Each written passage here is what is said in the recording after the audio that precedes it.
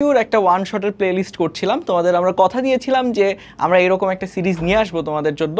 তো তারই ধারাবাহিকতায় আজকে আমরা হচ্ছে চ্যাপ্টার 3 বল, এই চ্যাপ্টারটার উপর মোটামুটি যে কটা এমসিকিউ ইম্পর্টেন্ট টপিক ওয়াইজ এবং হচ্ছে গিয়ে প্রত্যেকটারই একটু থিওরি আলোচনা করে তারপরে আমরা সলিউশনগুলো করব। সো কথাবার্তা না বাড়িয়ে চলো আমরা শুরু করি। তো আমাদের প্রথম যে টপিকটা আছে সেটা একদমই সিম্পল ব্যাপার, জড়তা, বলের ধারণা, নিউটনের প্রথম সূত্র আর হচ্ছে মৌলিক বল। এই চারটা জিনিসের উপর আমরা প্রথমে ডিসকাস করব। তো এখন এখানে জড়তা আমরা কি জানি? কোন একটা বস্তু যে অবস্থায় আছে সে অবস্থায় থাকতে চাওয়ার যে প্রবণতা সেটাকে আমরা বলি হচ্ছে জড়তা।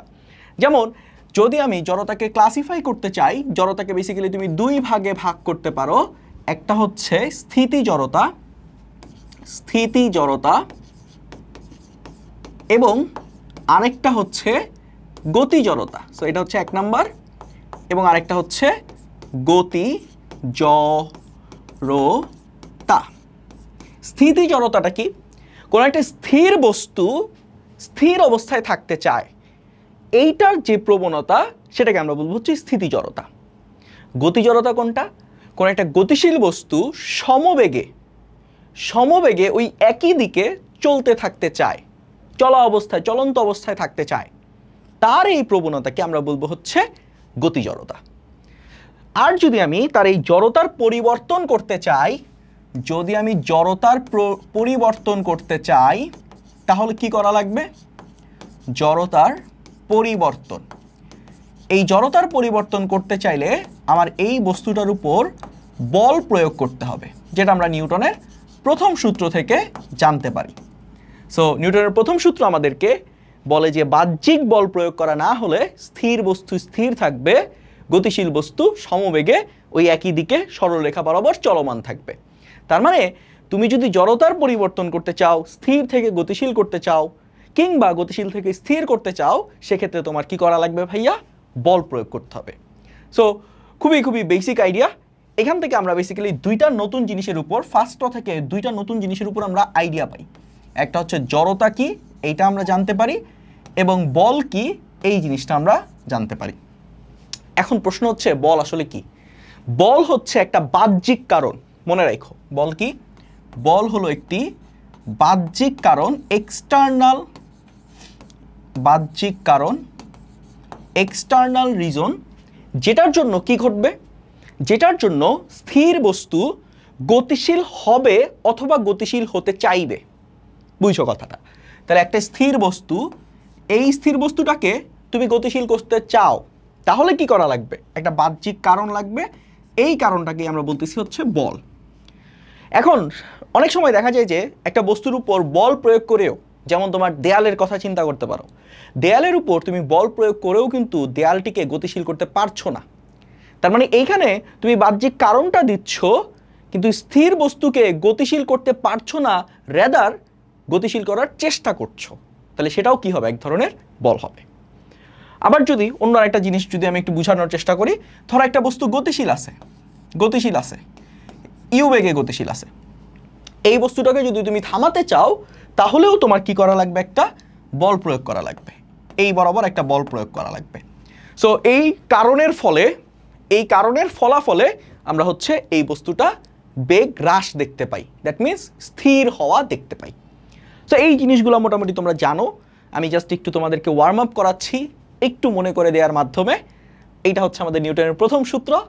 এর পাশাপাশি আমাদের যেটা লাগবে খুবই ইম্পর্টেন্ট এমসিকিউর জন্য, যেহেতু আমরা এমসিকিউ ক্লাস করতেছি, মৌলিক বলের যে প্রকারভেদ আছে এই প্রকারভেদটা। সো আমাদের মৌলিক বল বেসিক্যালি 4 ধরনের হয়। মৌলিক বল কি? মৌলিক বল বেসিক্যালি 4 ধরনের হয়। একটা হচ্ছে মহাকর্ষ বল, পরের স্লাইডে আছে ডিটেইলস। মহাকর্ষ বল, তড়িৎ চুম্বক বল, এরপর হচ্ছে দুর্বল নিউক্লিয়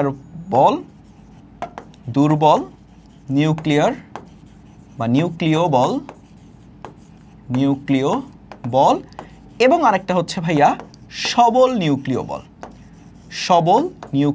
বল। সো এই যে 4 ধরনের মৌলিক বল আছে, তুমি জগতের সব ধরনের বলকে চাইলে এই 4টার আন্ডারে ফেলতে পারো।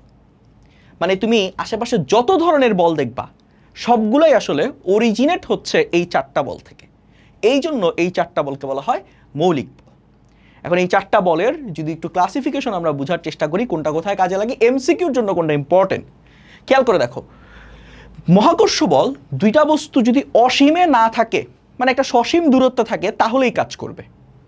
একটা সসীম দূরত্বে যদি দুইটা বস্তু থাকে তাহলেই মহাকর্ষ বলটা কাজ করবে। যেমন তোমার সাথে চাঁদের কিন্তু একটা মহাকর্ষ বল আছে, যদিও সেটার মান হয়তো অনেক কম, কিন্তু সেখানে কিন্তু একটা বল প্রেজেন্ট করে। তুমি একটা বস্তু, চাঁদ একটা বস্তু, তাদের মধ্যে আকর্ষণ বল আছে। তো এইখানে খেয়াল করে দেখো, ক্রিয়ার পরিসরটা হচ্ছে অসীম। অসীম মানে কি? অসীম মানে হচ্ছে যদি অনেক দূরে না থাকো তাহলেও এই বলটা, বা অনেক দূরে থাকলেও এই বলটা কাজ করবে, অনেক দূর পর্যন্ত এটা বিস্তৃত। এরপর তাড়িৎ চুম্বক বলটাও সেম। তুমি যদি একটা আধানকে বা একটা চার্জকে পৃথিবীতে রাখো, আরেকটা চার্জকে অন্য আরেকটা গ্যালাক্সিতে নিয়ে যাও, তাহলেও তাদের মধ্যে খুব ক্ষুদ্র মানের হলেও একটা তাড়িৎ চুম্বক বল কাজ করবে। সো এইটার রেঞ্জটাও হচ্ছে আমরা অসীম পর্যন্ত বলতে পারবো। ক্রিয়া পরিসর বেসিক্যালি আসলে কি? ক্রিয়া পরিসর আসলে হচ্ছে বেসিক্যালি রেঞ্জ, কত রেঞ্জ পর্যন্ত এটা কাজ করে, এই বলটা কাজ করে। সো মহাকর্ষ বলটা অসীম পর্যন্ত কাজ করে, তোমার তাড়িৎ চুম্বক বল এটাও অসীম পর্যন্ত কাজ করে। বাট দুর্বল নিউক্লিয় বলের বেলায় খেয়াল করে দেখো খুব ছোট পরিসরে কাজ করে, 10⁻⁻18 মিটারের মধ্যে। এর চেয়ে বড় জায়গা হয়ে গেলে দুর্বল নিউক্লিয় বলটা আর কাজ করে না।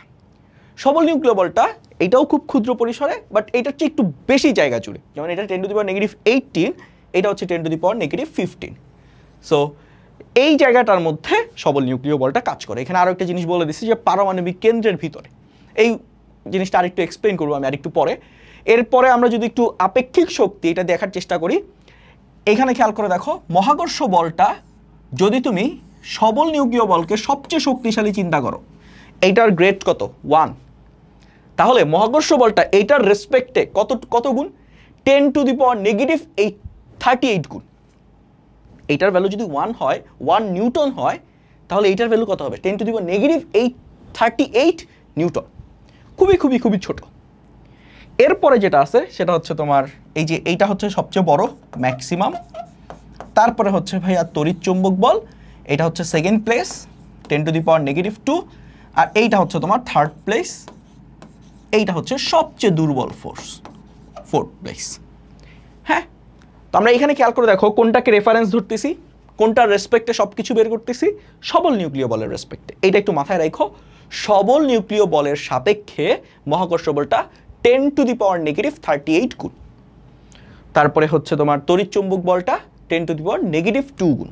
এইরকম একটা রেঞ্জে বা আপেক্ষিক শক্তির দ্বারা আমরা প্রকাশ করতেছি।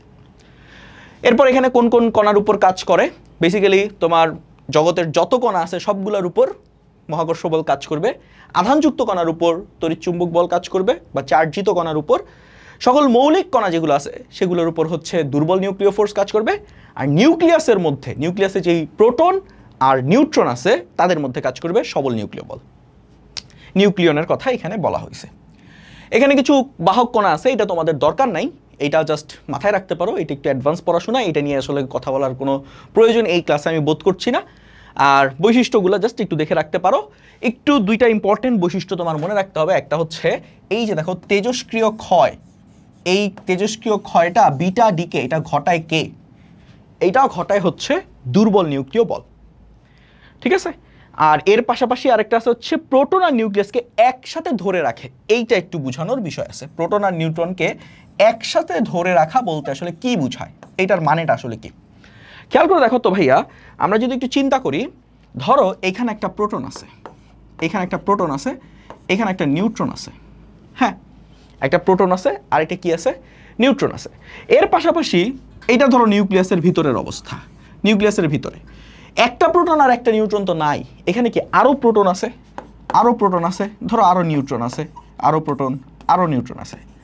এখন পাশাপাশি দুইটা প্রোটনের কথা একটু চিন্তা করো। পাশাপাশি যদি দুইটা প্রোটন থাকে, লেটস সে এটা হচ্ছে 1 নাম্বার প্রোটন, এটা হচ্ছে 2 নাম্বার প্রোটন।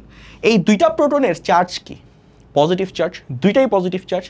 এবং তাদের মধ্যবর্তী যে ডিস্টেন্স, এই ডিস্টেন্সটা যদি ডি হয়, খেয়াল করে দেখো তো ভাইয়া, নিউক্লিয়াসের ভিতরে যখন তুমি আসো তখন ডি এর মানটা কি অনেক ছোট না? ডি এর মানটা কি অনেক ছোট, ডি এর মানটা হচ্ছে অনেক ছোট। এখন তোমরা যদি কুলম্বের সূত্রটা মনে করে দেখো, কুলম্বের সূত্র যারা পড়ছো, কুলম্বের সূত্রে ফোর্সের ভ্যালুটা কি জানি আমি, Q1 Q2 divided by D square, এর সাথে একটা কনস্ট্যান্ট গুণ আছে কে। এখন এই যে এই বলটা কোন ধর্মী বল, কোন ধর্মী বল খেয়াল করে দেখো তো। এইখানে আসলে এই প্রোটনটা তার পাশের প্রোটনকে বিকর্ষণ করতেছে, এই বলটা হচ্ছে আমার বিকর্ষণ ধর্মী বল। কেন বিকর্ষণ করতেছে? কারণ দুইটা প্রোটনের চার্জই হচ্ছে সেম, দুইটা প্রোটনের চার্জই হচ্ছে সেম, যেহেতু সমধর্মী চার্জ, আর আমরা জানি সমধর্মী চার্জ দুইটা পজিটিভ আয়ন একে অপরকে বিকর্ষণ করে। এবার প্রশ্ন হলো যে যদি বিকর্ষণই করে তাহলে নিউক্লিয়াসের থেকে তারা বের হয়ে যায় না কেন? বের হয়ে যাওয়া তো দরকার। তার মানে এই দুইটা একটা আরেকটাকে বিকর্ষণ করে, এই দুইটাকে একসাথে রাখার জন্য কোনো একটা বল কাজ করে। তাহলে এই দুটাকে একসাথে রাখার জন্য কোন বলটা কাজ করতে পারে? এখানে একটা প্রবাবল ওয়ে হচ্ছে বা একটা প্রবাবল ফোর্স হচ্ছে গিয়ে মহাকর্ষ বল।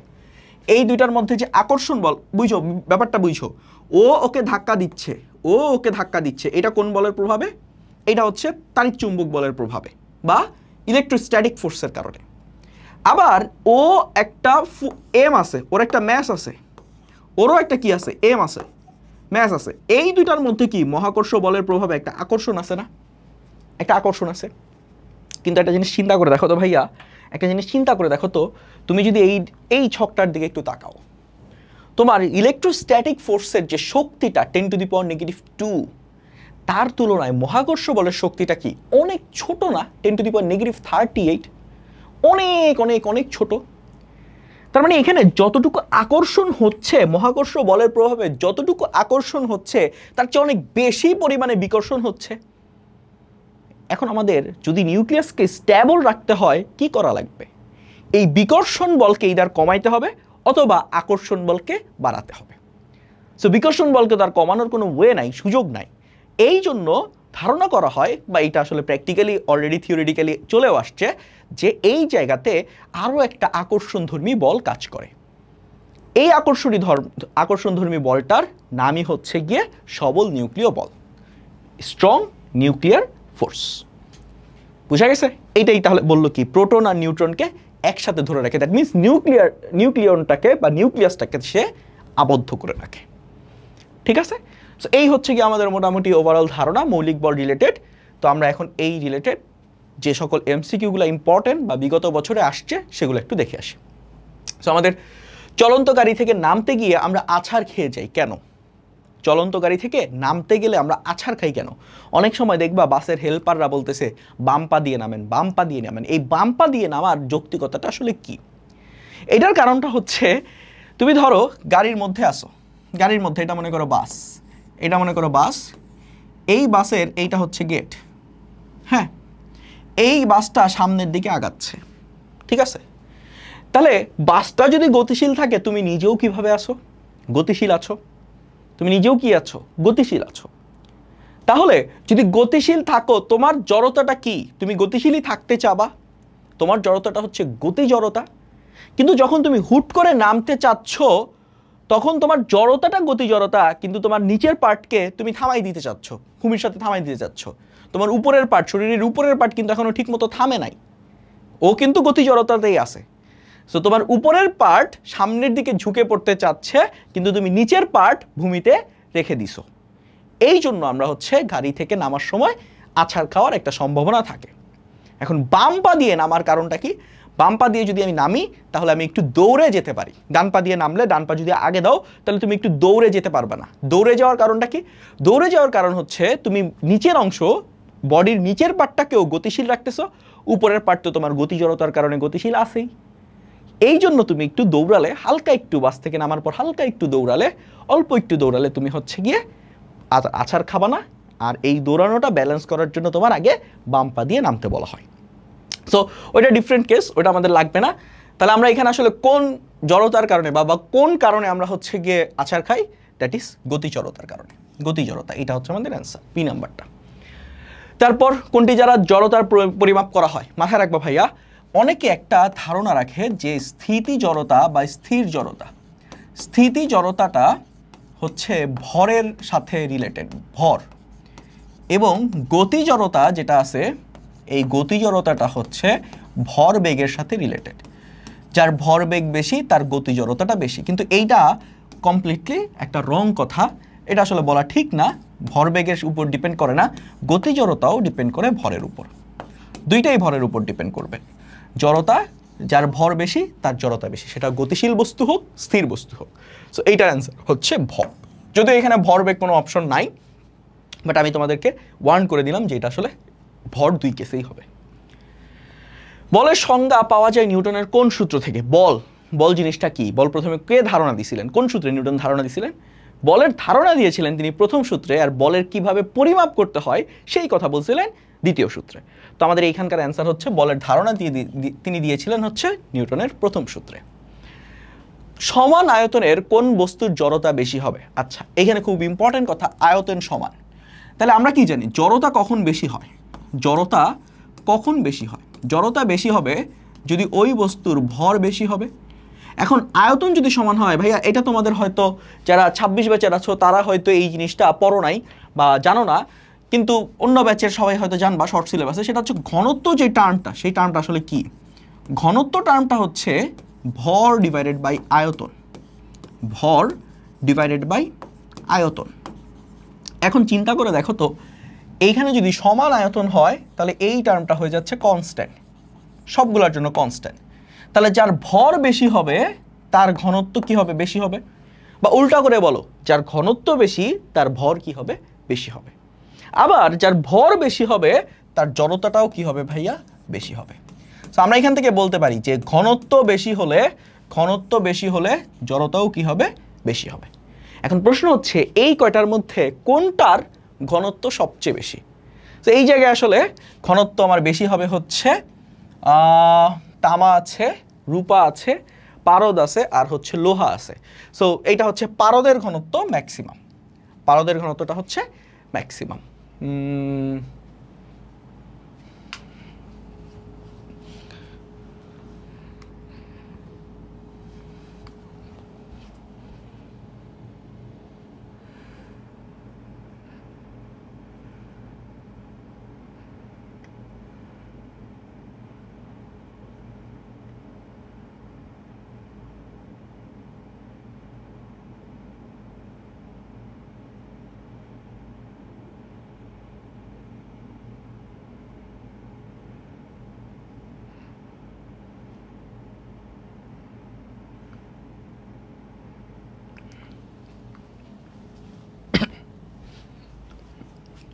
চলো এবার আমরা পরেরটাতে যাই। এখানে কি বলছে? সবল নিউক্লিয় বলের পাল্লা কত? সবল নিউক্লিয় বলের পাল্লাটা কত? সো এখানে আমাদের আরেকটা অল্টারনেটিভ কোশ্চেন আসতে পারে যে সবল নিউক্লিয় বলটা কত দূরত্বে কাজ করে। তো এটা আমি বলছিলাম, এটা এই ছকের মধ্যে, ছকটা যদি তোমরা মনে রাখো তাইলেই হয়ে যাবে। সো ছকের মধ্যে দেখবা সবল নিউক্লিয় বলটা হচ্ছে 10⁻⁻15 এই রেঞ্জে থাকে। সো এটার অ্যান্সার হচ্ছে 10⁻⁻15। দুর্বলটা কত? দুর্বলটা হচ্ছে 10⁻⁻18। ওকে। নিউক্লিয়াসের ভিতরে প্রোটন ও নিউট্রনের মাঝে কোন বল কাজ করে? সো নিউক্লিয়াসের ভিতরে প্রোটন আর নিউট্রনের মধ্যে কাজ করে হচ্ছে মেজর বলটা হচ্ছে সবল নিউক্লিয় বল। ঠিক আছে। তারপরে হচ্ছে সূর্য থেকে আলো ও তাপ কোন বল দিয়ে হয়? আচ্ছা, সূর্য কিভাবে আমাদেরকে শক্তি প্রোভাইড করে? সূর্য কি প্রোভাইড করে আমরা জানি। সূর্য থেকে আমরা শক্তি পাই। এই শক্তিটা আসলে আসে সূর্যের ভিতরে নিউক্লিয়ার রিঅ্যাকশনের মাধ্যমে, নিউক্লিয়ার বিক্রিয়ার মাধ্যমে। নিউক্লিয়ার বিক্রিয়া, এই নিউক্লিয়ার বিক্রিয়ার মাধ্যমে কি হয়? নিউক্লিয়ার বিক্রিয়ার মাধ্যমে প্রচুর পরিমাণে শক্তি উৎপন্ন হয়। এইটা তোমরা চ্যাপ্টার 4-এ পাবা। নিউক্লিয়ার রিঅ্যাকশনটা কি এটা চ্যাপ্টার 4-এ একটু আইডিয়া দেওয়া হয়েছে। তো এই জায়গায় নিউক্লিয়ার বিক্রিয়ার মধ্যে আসলে নিউক্লিয়াসের পরিবর্তন হয়। রাসায়নিক বিক্রিয়ার মধ্যে ইলেকট্রনের আদান প্রদান ঘটে, আর এই নিউক্লিয়ার বিক্রিয়ার মধ্যে যেটা ঘটে সেটা হচ্ছে নিউক্লিয়াসের মধ্যে যে প্রোটন আর নিউট্রন আছে এদের একটা পরিবর্তন ঘটে। সো এই জায়গাটাতে আসলে মেইন যে বলটা কাজ করে সেই বলটা হচ্ছে ওই যে প্রোটন আর নিউট্রনের রিলেটেড বল, সবল নিউক্লিয় বল। দুর্বল না, সবল নিউক্লিয় বল। ওকে। তেজস্ক্রিয় নিউক্লিয়াস থেকে বিটা রশ্মি বের হয়, এটা বলছিলাম, মেনশন করে দিয়েছিলাম, মনে রাখতে হবে। দ্যাট ইজ তোমার দুর্বল নিউক্লিয় বল। বিটা রশ্মি ক্ষয় এইটা কোন বলের কারণে হয়? দুর্বল নিউক্লিয় বলের কারণে হয়। এরপরে বলছে হচ্ছে ইলেকট্রোউইক ফোর্স কোন দুটি বলের সমষ্টি? ইলেকট্রোউইক মাথায় রাখো, নাম শুনে বোঝা যাচ্ছে। ইলেকট্রো মানে কি? তড়িৎ, তড়িৎ রিলেটেড একটা টার্ম। ইলেকট্রো হচ্ছে তড়িৎ, আর উইকটা হচ্ছে কি? দুর্বল নিউক্লিয় ফোর্সের। তাহলে এইখানে আসলে কি কি ফোর্স আছে? তড়িৎ বল আর দুর্বল নিউক্লিয় বল। তাহলে এখানে আমরা কি পাচ্ছি? বিদ্যুৎ চৌম্বকীয় বল আর একটা হচ্ছে দুর্বল নিউক্লিয় বল। হ্যাঁ, ইলেকট্রো দ্বারা বোঝাচ্ছে হচ্ছে তড়িৎ চৌম্বকীয় বা বিদ্যুৎ চৌম্বকীয় বল, আর দুর্বল নিউক্লিয় বলটা হচ্ছে আমার উইক, এই পার্টটা বোঝাচ্ছে। এরপরে বলছে কি বিদ্যুৎ চৌম্বকীয় বলের মধ্যাকর্ষণ শক্তির তুলনায় কত গুণ? খেয়াল করে দেখো, আমরা মহাকর্ষ বলের যে কথাটা বলছিলাম, মহাকর্ষ বল কত রেঞ্জের শক্তিশালী? কত? 10⁻⁻18। আর তড়িৎ বল কত? তড়িৎ বলটা হচ্ছে, তড়িৎ চুম্বক বলটা হচ্ছে 10⁻²। এবার বলছে কি কে কত গুণ?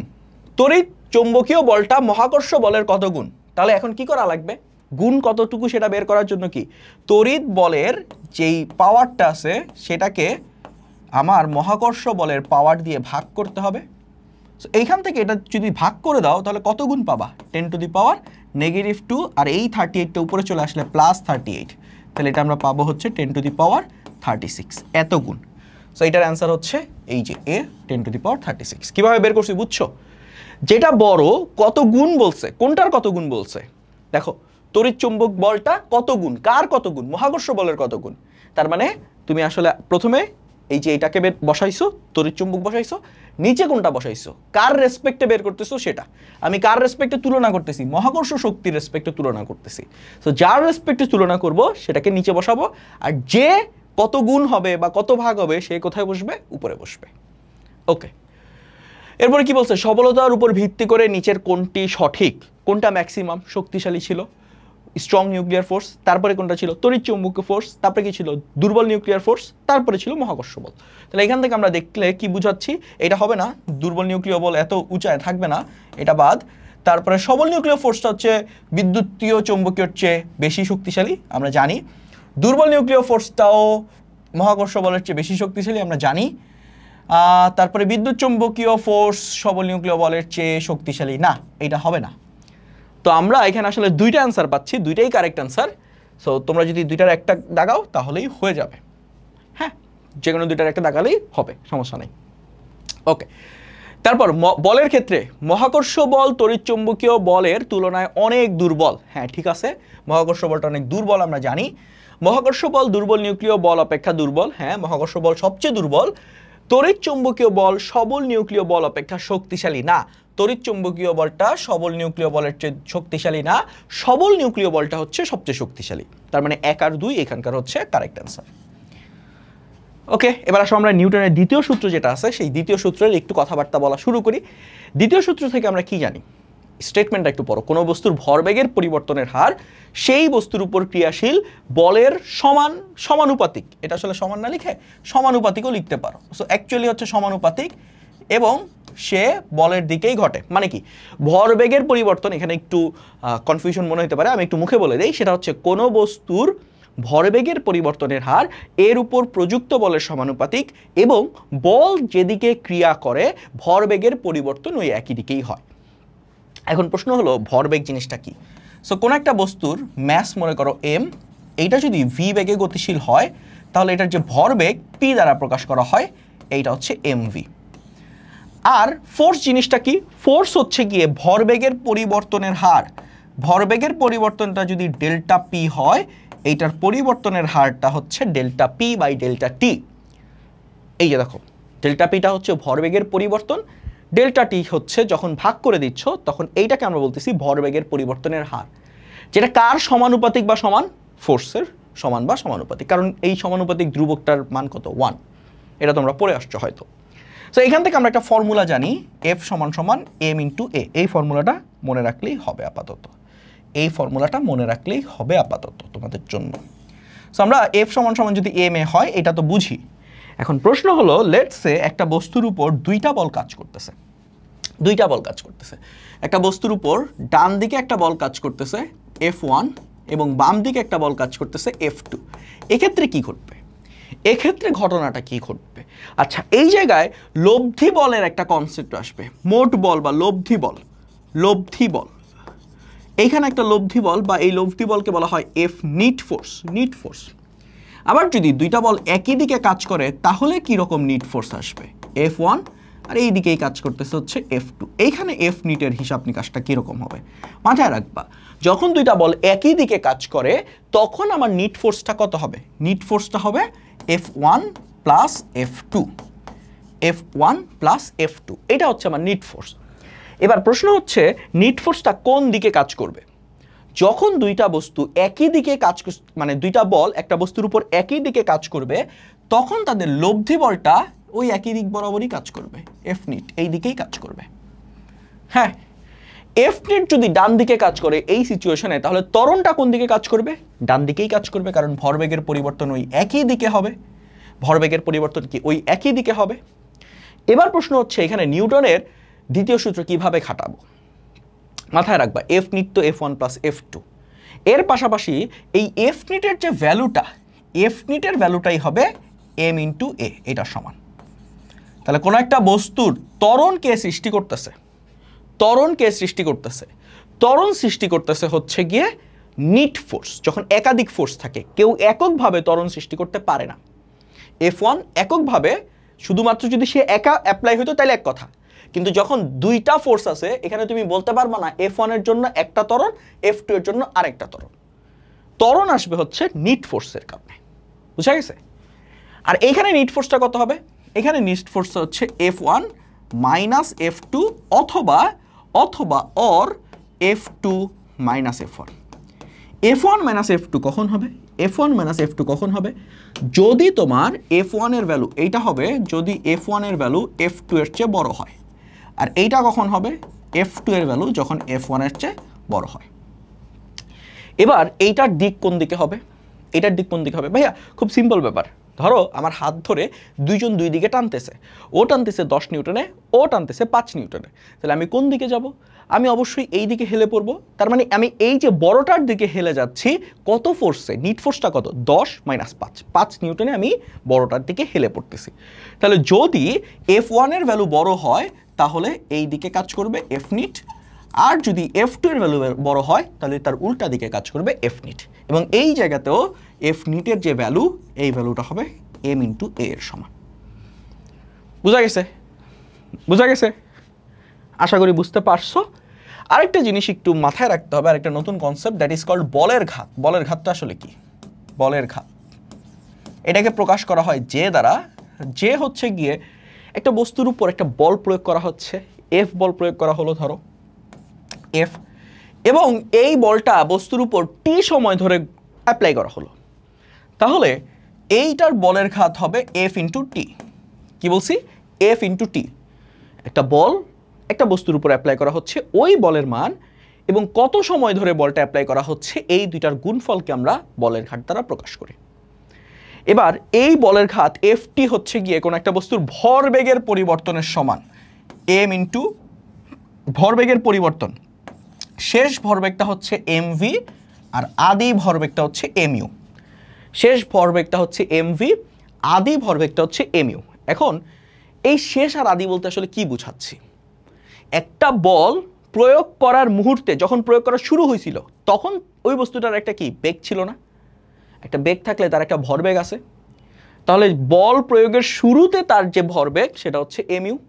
বল প্রয়োগের টি সময় পর বল প্রয়োগ করা শেষ হইল, তখন তার ভরবেগ কত? এমভি। তাহলে এই দুটোর যে ডিফারেন্স, এটাই হচ্ছে বলের ঘাত। এটাই হচ্ছে বলের ঘাত। বলের ঘাত আর ঘাত বল এই দুইটা কি সেম জিনিস? ঘাত বল এই দুইটা কি সেম জিনিস? না, না। বলের ঘাতটা হচ্ছে বল আর টাইমের গুণফল। ঘাত বল জিনিসটা কি? ঘাত বলটা হচ্ছে খুব কম সময়ে বড় মানের ফোর্স, বড় মানের ফোর্স, এইটাকে আমরা বলি হচ্ছে ঘাত বল। যেমন ধরো একটা ক্রিকেট বলকে একটা ক্রিকেট ব্যাট দিয়ে আঘাত করা হয়েছে, তাহলে এখানে তাদের মধ্যে যে কন্ট্যাক্ট টাইমটা সেটা কি অনেক কম না? কিন্তু যে বলটা প্রয়োগ করা হয়েছে সেই বলটা কি অনেক বেশি। এই জন্য ক্রিকেট ব্যাট দিয়ে ক্রিকেট বলকে যে ফোর্স দেওয়া হয় সেটাকে আমরা বলবো হচ্ছে ঘাত বল। ঘাত বল কিন্তু এক ধরনের বল, ঘাত বল এক ধরনের বল যেটা খুব কম সময় ধরে এবং অনেক বড় মানের হয়। বুঝা গেছে? ঘাত বল এক ধরনের বল, কিন্তু বলের ঘাত কিন্তু বল না। বলের ঘাত কি? বল আর সময়ের গুণফল। এইটা ইম্পর্টেন্ট একটা কথা হিসেবে মাথায় রেখো। তো মোটামুটি এই পর্যন্তই আমাদের এইখানকার যে থিওরিগুলো লাগবে, আস্তে আস্তে আরও যে থিওরিগুলো লাগবে সেটা আমরা দেখাবো সময়ের সাথে সাথে। চলো দেখি আর কিছু আছে। ও, বলের সাম্যটা নিয়ে একটু কথা বলি। বলের সাম্য কখন হয়? বলের সাম্য কখন হয়? ধরো একটা বস্তু আছে, এই যে একই রকমভাবে একটা বস্তুর উপর এই দিকে F1 বল প্রয়োগ করা হয়েছে, এই দিকে F2 বল প্রয়োগ করা হয়েছে। তাহলে এখানে F1 এর মান আর F2 এর মান যদি সমান হয়, F1 এর মান আর F2 এর মান যদি সমান হয়, লেটস সে আমি দুই হাত দিয়ে, কি হলো ওকে, কোথাও একটা চাপ লাগছে হয়তো, দুঃখিত। ধরো আমার দুই হাত দিয়ে দুইজন দুই দিকে টান দিচ্ছে, ও 10 নিউটনে টান দিচ্ছে, ও 10 নিউটনে টান দিচ্ছে। তাহলে কি আমি এখান থেকে নড়বো? কোনো দিকে শিফট করবো না কিন্তু। তাহলে আমি এখানে যখন দুই দিকে বলের মান সমান হবে এবং আমার এই জায়গায় যে জিনিসটা প্রতিষ্ঠা হবে সেটাকে আমরা বলি হচ্ছে সাম্যাবস্থা। সাম্যাবস্থা। সাম্যাবস্থায় কোনো একটা বস্তুর ত্বরণ কত হয়? 0 হয়, কোনো ত্বরণ থাকে না, কোনো ত্বরণ থাকে না। এখানে F1 এর ভ্যালু আর F2 এর ভ্যালু কত হবে? সেম হবে। এবং যদি F1 আর F2 যদি সেম হয়, এখানে F নেটের ভ্যালু কত হবে বলো তো? F নেট সমান সমান আমরা কি জানি? F1 মাইনাস F2 না? বিপরীত দিকে হলে মাইনাস, এই যে বিপরীত দিকে কাজ করছিল মাইনাস, দুইটা যদি সমান হয় তখন কত হয়ে যাবে? 0 হয়ে যাবে। সো F নেট যদি 0, সো অ্যাক্সেলারেশনের ভ্যালুটাও কত হবে? 0 হবে। ওকে, সো এই জিনিসগুলো আমরা দেখে আমরা এখন একটু যদি প্রবলেম সলভ করি। ভরবেগের মাত্রা কত? ভরবেগের মাত্রা, ভরবেগ সমান সমান কি? m into V. এম এর মাত্রা কত? এম এর মাত্রা হচ্ছে ক্যাপিটাল এম। ভি এর মাত্রা কত? ভি এর মাত্রা হচ্ছে এল টি ইনভার্স 1, টি ইনভার্স 1। তাহলে টোটাল এটার মাত্রা কত হবে? M L T inverse 1। So এটার হচ্ছে অ্যান্সার হলো এ। অ্যান্সার কত? এ। এরপর বলের মাত্রা কোনটা? বলের মাত্রা এফ সমান সমান এম এ। ফর্মুলা দিয়ে লেখা শুরু করবা। এফ সমান সমান এম এ। এম এর মাত্রা হচ্ছে ক্যাপিটাল এম, এর মাত্রা হচ্ছে এল টি ইনভার্স 2। তাহলে টোটাল মাত্রাটা কত হবে? M L T inverse 2, M L T inverse 2। So এটার ভ্যালু হচ্ছে এ। বোঝা যাচ্ছে? ইজি প্রবলেম কিন্তু এগুলা। কোন বলের লব্ধি শূন্য হয়? কোন বলের লব্ধি শূন্য? একটু মাত্র দেখে আসছি, একটু আগে দেখে আসছি। এই জায়গায় দেখো তো লব্ধি বলটা কোথায় শূন্য হচ্ছে? যদি সাম্য বল হয়, দুইটা বল মিলে সাম্যাবস্থা ক্রিয়েট করে, তাহলে এই দুইটা বলকে আমরা বলবো হচ্ছে সাম্য বল। দুইটা মিলে সাম্যাবস্থা ক্রিয়েট করছে। তাহলে সাম্য বলের জন্য আমরা লব্ধি বলটাকে কত পাবো? 0 পাবো। এরপর এখানে বলছে হচ্ছে টায়ারটির উপর কি ধরনের বল কাজ করতেছে। দেখো, টায়ারের উপর নিচের দিকে কাজ করতেছে হচ্ছে, টায়ারের উপর নিচের দিকে কাজ করতেছে হচ্ছে এমজি বা ওজন বল। আর এখানে একটা সুতা আছে, এই সুতার একটা টান বল কাজ করতেছে উপরের দিকে টি। এবং টায়ারটা কি এখানে স্থির অবস্থায় আছে? স্থির অবস্থায় থাকলে নিচের দিকের বল আর উপরের দিকের বল সমান আমরা জানি। তাহলে এই জায়গায় টায়ারের উপর কাজ করতেছে হচ্ছে একটা সাম্য বল। তারপরে বলছে যে রশি কাটা হলে কি হবে?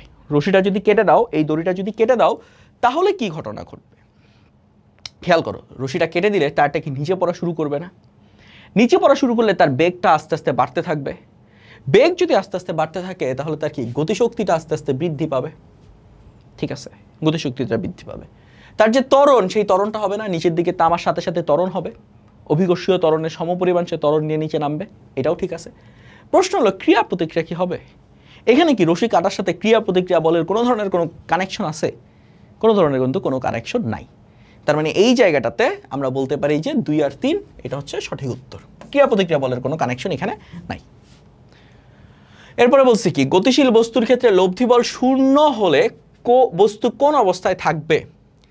গতিশীল বস্তুর জন্য খুবই ইম্পর্টেন্ট কথা, খুবই ইম্পর্টেন্ট কথা। গতিশীল বস্তু, একটা বস্তু গতিশীল আছে মানে কি? তার মানে তার একটা বেগ আছে ইউ বেগে। এবার যদি তার উপর লব্ধি বলটা 0 হয়, এফ নেট 0, এফ নেট 0 হলে ত্বরণ কত? ত্বরণ কত?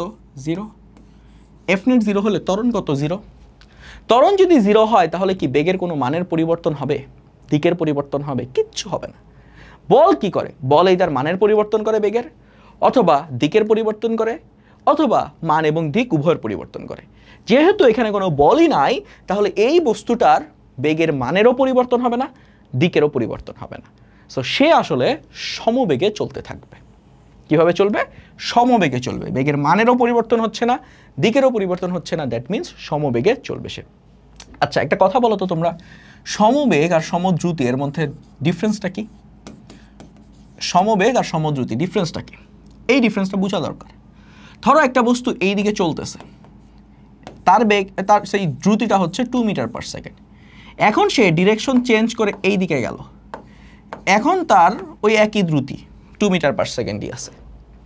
তাহলে এইখানে খেয়াল করে দেখো তো যে মানটা আছে, এই মানের কি কোনো পরিবর্তন হয়েছে? দ্রুতির মানের কোনো পরিবর্তন হয় নাই, তাই এটাকে আমরা বলবো হচ্ছে সমদ্রুতি। বাট এই জায়গায় কি তোমার দিকের পরিবর্তন হয়েছে না? দিক পরিবর্তন হয়েছে না? দিক যদি পরিবর্তন হয় তাহলে সেটা কি আর সমবেগ বলা যাবে? না, এইটা সমবেগ না, সমবেগ না। সমবেগ হওয়ার জন্য মানেরও পরিবর্তন হওয়া যাবে না, দিকেরও পরিবর্তন হওয়া যাবে না। সো এটা সমদ্রুতি, ফাইন, বাট নট সমবেগ। একটি বস্তুর উপর 100 নিউটন বল, এফ এর মান 100 নিউটন বল কত সময়ব্যাপী ক্রিয়া করলে বস্তুটির ভরবেগের পরিবর্তন, তার মানে কি ডেল্টা পি এর ভ্যালুটা বলে দিছে তোমাকে 10 kg metre per second, kg metre per second.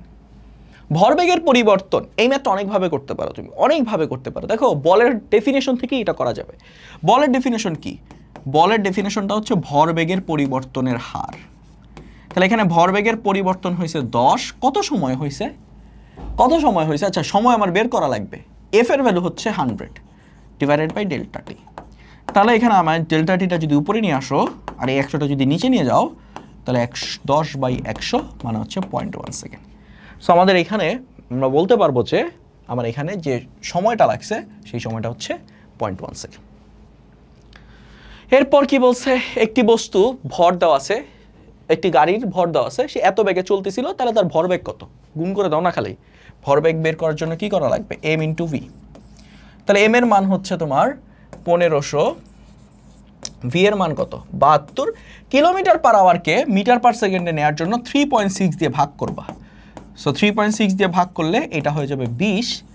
তাহলে এইটা হচ্ছে 15 ইন্টু 2 30, 30 ইন্টু 10 টু দি পাওয়ার 3 মানে 3 ইন্টু 10 টু দি পাওয়ার 4 এত kg metre per second. So এটার অ্যান্সার কোথায় আছে? 3 into 10 to the power 4 kg metre per second. 60 newton বল 30 kg ভরের উপর একটি বস্তুর উপর 1 মিনিট ক্রিয়া করলে বস্তুটির বেগের কতটুকু পরিবর্তন হবে? বেগের পরিবর্তনটা বের করতে হবে। ভাইয়া খুব ইম্পর্টেন্ট কথা।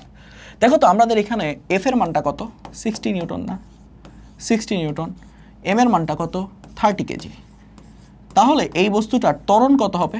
এফ সমান সমান এম এ। তাহলে ত্বরণ সমান সমান কি লিখতে পারবো? F divided by M. F এর মান হলো 60, এম এর মান হচ্ছে 30, তাহলে এর মান হচ্ছে 2 মিটার পার সেকেন্ড স্কোয়ার। এবার ত্বরণ মানে কি জানি? ত্বরণের সমীকরণটা কি মনে আছে? ত্বরণ সমান সমান এ সমান সমান V minus you divided by T. V minus ইউটা কি? বেগের পরিবর্তন। ভি মাইনাস ইউ এটা কি? বেগের পরিবর্তন, মানে কি ডেল্টা ভি বলতে পারবো, ডেল্টা ভি বাই টি। এটা হচ্ছে আমার ত্বরণ। তাহলে ত্বরণের মানটা আমরা পাইছি হচ্ছে 2 ডেল্টা ভি টাইম কত সময় ধরে এটা প্রয়োগ করা হয়েছে? 1 মিনিট, মানে কি 60 সেকেন্ড। সো ডেল্টা ভি এর যে ভ্যালুটা এই 60টা এই পাশে চলে আসলে 120 metre per second. 120 metre per second. এটা হচ্ছে পি নাম্বার অ্যান্সার। ওকে, বুঝা গেল? হ্যাঁ। 5 কেজি ভরের একটি স্থির বস্তুকে, তার মানে আদিবেগটা কত? আদিবেগটা হচ্ছে 0 মিটার পার সেকেন্ড। 3 সেকেন্ড ধরে, এটা হচ্ছে time. 3 metre per second square ত্বরণ দিলে এর চূড়ান্ত বেগ কত? এইটা আসলে কোনো প্রবলেমের মধ্যে পড়ে না, কারণ এটা গতি চ্যাপ্টারের প্রশ্ন চলে আসছে। তো যাই হোক, আমাদের ওইটা হিসাব করার দরকার নাই। চূড়ান্ত ভরবেগ বের করার জন্য চূড়ান্ত বেগটা আমরা বের করি। চূড়ান্ত ভরবেগটা কি হবে? P final M into V, শেষ বেগ ইন্টু ভর। এখন ভিটা কেমনে বের করবো? ভি সমান সমান আমরা কি জানি? ইউ প্লাস এটি। আদিবেগটা কত? 0, ত্বরণের মান কত? 3, টাইম কত? 3, তাহলে শেষ বেগটা হবে 3 × 9 মিটার পার সেকেন্ড। বসায় দাও তাহলে। এম এর মান হচ্ছে 5 কেজি, ভি এর মান হচ্ছে 9, তাহলে 5 9 45 kg metre per second. Kg metre per second. তাহলে এটা হচ্ছে আমাদের এ নাম্বারটা answer, 45 kg metre per second. বুঝা গেছে? এরপর কি বলছে? 10 কেজি ভরের একটা বস্তু আছে। 10 কেজি ভরের একটা স্থির বস্তুর উপর 100 নিউটন বল 0.1 সেকেন্ড সময়ব্যাপী ক্রিয়া করলে ত্বরণ কত? ত্বরণ খেয়াল করে দেখো তো, এখানে এফ এর ভ্যালু হচ্ছে আমরা জানি এম ইন্টু এ, তাহলে এফ এর মান হচ্ছে 100, এম এর মান হচ্ছে 10 ইন্টু এ, তাহলে এ সমান সমান কত আসবে? 10 metre per second square. So এটা কারেক্ট অ্যান্সার, এটা কারেক্ট। ভরবেগের পরিবর্তন কতটুকু হয়েছে এটা বের করা লাগবে। ভরবেগের পরিবর্তন ওই আবারও একই জিনিস, বলের ডেফিনেশন থেকে আসো। এফ সমান সমান কি? ভরবেগের পরিবর্তনের হার। তাহলে বল হচ্ছে ভরবেগের পরিবর্তনের হার যদি হয়, এফ সমান সমান আমরা বলতে পারবো ডেল্টা পি বাই ডেল্টা টি। এখন এফ এর যে ভ্যালুটা, এফ এর ভ্যালুটা কত? এফ এর ভ্যালুটা হচ্ছে 100 সমান সমান delta p by delta t. Delta t এর ভ্যালু কত? 0.1। সো এখান থেকে ভরবেগের পরিবর্তন হয়েছে কতটুকু? 100 into 0.1, that means 10 metre per. ভরবেগের পরিবর্তন হচ্ছে kg metre per second. Okay, so এখান থেকে আমরা এটাও ঠিক বললাম, 10 kg metre per second. Fine, দুইটা অ্যান্সার ঠিক আছে। থার্ড নাম্বারটা কি আসলে? বলের ঘাত। বলের ঘাতের ডেফিনেশন কি? জে সমান সমান এফ ইন্টু টি। তাহলে এফ এর মান কত? এফ এর মান হচ্ছে 100 ইন্টু 0.1 সমান সমান আসছে হচ্ছে আমার 10 নিউটন সেকেন্ড। এই দেখো বলের ঘাতের একক কি? এফ এর একক হচ্ছে নিউটন, টাইমের একক সেকেন্ড, তাহলে বলের ঘাতের একক কি হবে? Newton second. এটাও কারেক্ট অ্যান্সার। খেয়াল করে দেখো তো, এখান থেকে আমরা বুঝতেছি যে বলের ঘাতের মান যত আসছে, 10 নিউটন সেকেন্ড যত আসছে, ভরবেগের পরিবর্তনের মানটাও কি আসছে? সেম আসছে, 10 কেজি মিটার পার সেকেন্ড। একটু আগে যেটা বলছিলাম যে বলের ঘাত আর ভরবেগের পরিবর্তন এই দুটার ভ্যালু হচ্ছে সেম হয়। সো আমাদের এটার কারেক্ট অ্যান্সার হচ্ছে 1, 2 এবং 3। এরপর কি বলছে? এটা খুব ইম্পর্টেন্ট কথা। দুইটা বল আছে, খুবই ইম্পর্টেন্ট এমসিকিউ। বস্তুটির কার্যকর ত্বরণের মান ও দিক কেমন হবে? মান ও দিক খেয়াল করো। এর উপর ডান দিকে কাজ করতেছে 100 নিউটনের ফোর্স, ডান দিকে কাজ করবে 100 নিউটন, এবং বাম দিকে কাজ করতেছে এই দিকে পুশ করতেছি আমি 80 নিউটন দিয়ে। এখন তাহলে কোনটা বড়? 100 বড়। তাহলে বস্তুটা এই দিকে হচ্ছে লব্ধি বল হবে এফ নেট, এবং এই এফ নেটের মানটা হবে বড়টা মাইনাস ছোটটা, দ্যাট মিনস 20 নিউটন। ত্বরণ কত হবে? ত্বরণ সমান সমান আমরা কি জানি? এফ নেট সমান সমান এম ইন্টু এ। তাহলে এ সমান সমান কি আসবে? F net divided by M. তাহলে এফ নেটের মান কত? 20, এম এর মান কত? বস্তুর ভর 20, তাহলে 20, 1 metre per second square. 1 metre per second square. Direction কোন দিকে? দেখো তো ডান দিকে। এফ নেট যেদিকে হবে, এফ নেট যেদিকে কাজ করবে, ত্বরণও কি ওই একই দিকে কাজ করবে না? তাহলে ত্বরণের মান 1 মিটার পার সেকেন্ড স্কোয়ার, এবং এটার ডিরেকশন হচ্ছে ডান দিকে। So C is the correct answer. বুঝা গেল? C is the correct answer. এরপরে কি বলছে? একটি বস্তুর ভর দেওয়া আছে, আদিবেগ দেওয়া আছে, 3 সেকেন্ড পর বস্তুর বেগ দেওয়া আছে, বস্তুর উপর প্রযুক্ত বল বের করতে হবে। তাহলে দেখো ভর দেওয়া আছে, আমরা এফ সমান সমান কি জানি? M into A. M A মানে কি? V minus U by T. M এর মান কত? 2 কেজি। শেষ বেগ কত? 8। আদি বেগ কত? 5। টাইম কত? 3। 8 মাইনাস 5 3, 3 বাই 3 1, তাহলে 2 নিউটন। সো অ্যান্সার হচ্ছে 2 নিউটন। বুঝা গেছে? এরপর এখানে কি বলছে? 2 কেজি ভরের একটি বস্তু কিউ এর উপর প্রযুক্ত বল বনাম সময়ের লেখচিত্র। দেখো কার গ্রাফটা কার? এফ ভার্সেস টি। লেখচিত্রের ঢালের একক কি হবে? ভাইয়া ঢালের একক, ঢাল মানে কি বলতো? ঢাল আসলে কি? ঢালটা হচ্ছে ওয়াই এর চেঞ্জ ডিভাইডেড বাই এক্স এর চেঞ্জ। ওয়াই এর চেঞ্জ, ওয়াই অক্ষ বরাবর কোনটা রাখছি? ফোর্সের চেঞ্জ ডিভাইডেড বাই এক্স অক্ষ বরাবর টাইমের চেঞ্জ। ফোর্সের একক কি? নিউটন। তাহলে পরিবর্তন, ফোর্সের পরিবর্তনের একক কি হবে? এইটাও হবে নিউটন। টাইমের একক কি? সেকেন্ড। এখন নিউটন বাই সেকেন্ড, নিউটনকে আমরা আবার কি লিখতে পারি? Kg metre per second square by second. কেন নিউটনকে কেজি মিটার পার সেকেন্ড লিখতে পারি, স্কোয়ার লিখতে পারি? এফ সমান সমান এম এ। তাহলে এইটা হচ্ছে নিউটন, 1 নিউটন সমান সমান এটা কত? কেজি, আর অ্যাক্সেলারেশনের একক কি? Metre per second square. 1 newton সমান সমান 1 kg per metre square. So এইখান থেকে এস দিয়ে ভাগ করে দিলে পাবো হচ্ছে আমি kg metre per second cube. So D হচ্ছে কি আমাদের কারেক্ট অ্যান্সার। এ বিন্দুতে বস্তুটি সর্বোচ্চ গতিশক্তি লাভ করে। প্রশ্নের মধ্যে আসলে এ বিন্দুটা আনফরচুনেটলি আসে নাই, তো আমি এখন এটাকে কি বলতে পারি, কি করতে পারি? এটা খুবই ইম্পর্ট্যান্ট একটা প্রশ্ন, করাইতে হবে। ধরে নাও এটা হচ্ছে ও বিন্দু, এটা মনে করো এ বিন্দু, এটা হচ্ছে বি বিন্দু। হ্যাঁ ভাইয়া আমাকে বলো তো যে এই যে এফ ভার্সেস টি একটা গ্রাফ দেওয়া আছে, এই গ্রাফটার ক্ষেত্রফল তোমাকে কি দিবে বলতে পারবা? F divided by F versus T, এই গ্রাফটার ক্ষেত্রফল তোমাকে কি দিবে? ধরো তুমি এখানে এফ রাখছো, এই বরাবর রাখছো হচ্ছে টি। গ্রাফটা ত্রিভুজ পরে আসো, আগে একটা মানে স্ট্রেট লাইন আমি নেই, স্ট্রেট লাইন। তুমি ধরো টি সমান সমান 0 থেকে যাওয়া শুরু করছো, টি সমান সমান টি পর্যন্ত আসছো, আর এইটা মনে করো ফোর্সের ভ্যালু এফ। তাহলে এইখানে যে ক্ষেত্রফলটা আছে, এই ক্ষেত্রফলটা আসলে কি? এইটুকুর ভ্যালু হচ্ছে এফ, এইটুকুর ভ্যালু হচ্ছে টি।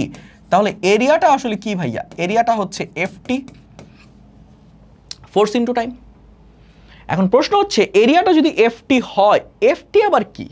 এফ টি আবার কি? বল ইন্টু সময় কি বলের ঘাত না? এরিয়াটা কি? বলের ঘাত। এরিয়া যদি বলের ঘাত হয় ভাইয়া, একটু চিন্তা করে দেখো তো, বলের ঘাত আবার আমরা কি বলতে পারি? বলের ঘাত হচ্ছে ভরবেগের পরিবর্তন। বলের ঘাতটা কি? ভরবেগের পরিবর্তন। মানে এফ ভার্সেস টি গ্রাফের যে ক্ষেত্রফলটা, সেই ক্ষেত্রফলটা তোমাকে ওই বস্তুটার ভরবেগের পরিবর্তন নির্দেশ করবে। কথাটা বুঝা গেছে? আবারও বলি, এফ ভার্সেস টি গ্রাফের ক্ষেত্রফল তোমাকে ওই গ্রাফের বলের ঘাত নির্দেশ করবে। বলের ঘাত বা ভরবেগ এর পরিবর্তন নির্দেশ করবে। এখন এ বিন্দুতে গতিশক্তি সর্বোচ্চ, আসলেই কি তাই? আসলেই কি তাই? দেখো তো, যখন আমি এ বিন্দুতে আসছি, তখন এইখানে এই যে ক্ষেত্রফলটা আস্তে আস্তে বাড়তেছে না? বাড়তেছে ক্ষেত্রফলটা, বাড়তেছে ক্ষেত্রফলটা, বাড়লো বাড়লো। এইখানে আসার পর এই লেফট সাইডের ক্ষেত্রফলটুকু কি হয়েছে বলো তো? আগে এইভাবে চিন্তা করো। আচ্ছা, এটা ক্ষেত্রফল দিয়ে, এই এক্সপ্লেনেশন ক্ষেত্রফল দিয়ে দিচ্ছি না, যাও আর একটু সহজ করে এক্সপ্লেনেশনটা দিই। চিন্তা করো, এটা হচ্ছে আমার এ বিন্দু। এ বিন্দু ভাইয়া, দেখো একটা বস্তুর উপর বল প্রয়োগ করা হচ্ছে। কত বল? 5 নিউটন বল প্রয়োগ করা হয়েছে এখানে। 5 নিউটন বল প্রয়োগ করা হলে এই স্থির বস্তু যদি স্থির থাকে, তাহলে তার বেগ কি হবে? আস্তে আস্তে বাড়বে না? তাহলে এই যে উপরে ওঠার সাথে সাথে আমি বল বাড়াচ্ছি, বল বাড়ানোর সাথে সাথে তার বেগটাও কি হবে? বাড়বে, বাড়বে। এখন প্রশ্ন হচ্ছে, এ থেকে বিতে যাওয়ার সময় বেগের মান কি বাড়বে নাকি কমবে? এ থেকে বিতে যাওয়ার সময় বেগের মান বাড়বে নাকি কমবে? খেয়াল করে দেখো তো ভাইয়া, এইখানে গ্রাফটা কার দেওয়া আছে? ফোর্সের ভ্যালু দেওয়া আছে, ফোর্সের ভ্যালু। এখন তুমি যদি এ থেকে একটু সামনের বিন্দুতে এইখানে যাও, এই বিন্দুটাতে ফোর্স আছে নাকি নাই? ফোর্সের মানটা আগের চেয়ে কমছে, কিন্তু ফোর্স আছে নাকি নাই? এখানে কি ফোর্স আছে না? এই জায়গাটাতে কত ফোর্স? এই যে 15 মনে করো, এখানে আছে ফোর্স একটা, 15 নিউটন ফোর্স আছে। তার মানে এই জায়গাটাতে ফোর্স আছে, সেই ফোর্সের মান যাই হোক না কেন, একটা বল তো কাজ করতেছে। আর যদি বল কাজ করে, বেগের মান বাড়বে নাকি কমবে? বাড়বে না ভাইয়া? ডেফিনেটলি বেগের মান বাড়বে। তাহলে এ থেকে বিতে আসতে আসতেও প্রত্যেকটা বিন্দুতে যেহেতু বল আছে, বল কিন্তু শূন্য হয়ে যায় এখানে। এখানে কি বল শূন্য হয়ে গেছে? হয় নাই। এখানে বল শূন্য হয়েছে? হয় নাই। বল যেহেতু আছে, তার মানে এই প্রত্যেকটা মুহূর্তে বেগের মান বৃদ্ধি পাচ্ছে। তাহলে ম্যাক্সিমাম বেগটা কোথায় পাবো? ম্যাক্সিমাম বেগটা পাবো আমি বি বিন্দুতে, একদম শেষ অবস্থায়। সো বি বিন্দুতে বেগ ম্যাক্সিমাম, দ্যাট মিনস বি বিন্দুতে গতিশক্তিটাও ম্যাক্সিমাম। সো এটা আসলে এ বিন্দু না, এটা হবে বি বিন্দুতে ম্যাক্সিমাম ভেলোসিটি বা ম্যাক্সিমাম গতিশক্তি। ও এ এবং এ বি অংশের ভরবেগের পরিবর্তন সমান। ও এ এবং এ বি অংশের ভরবেগের পরিবর্তন সমান, আসলেই কি তাই? আসলেই কি তাই? দেখো তো ভাইয়া, এখানে একটা যদি ত্রিভুজ হয়, এই ত্রিভুজটার এই অংশের ক্ষেত্রফল, এইটুকুর ভূমির মান কত? 15, উচ্চতা কত? 20। আবার এইটুকুর ভূমির মান কত? 15, উচ্চতা কত? 20। তাহলে এই দুইটা অংশের ক্ষেত্রফলের ভ্যালু কি? সেম। দুইটা অংশের ক্ষেত্রফলের ভ্যালু কি? সেম। আর এফ ভার্সেস টি গ্রাফের ক্ষেত্রফল কি মিন করে? ভরবেগের পরিবর্তন। দুইটা অংশের ভরবেগের পরিবর্তন সেম, দ্যাট মিনস দুইটা অংশের ক্ষেত্রফল সেম, দ্যাট মিনস দুইটা অংশের ভরবেগের পরিবর্তনও কি হবে? সেম হবে। তাহলে এই অংশটুকু আর এই অংশটুকুর ভরবেগের পরিবর্তন সেম। তারপরে বলছি কি, ও এ এবং এ বি অংশে অসমতরণ ক্রিয়াশীল, আসলে কি তাই? অসমতরণ, ত্বরণের মান চেঞ্জ হচ্ছে, বলের মানটা কি কন্টিনিউয়াসলি চেঞ্জ হচ্ছে না? বাড়তেছে আবার কমতেছে।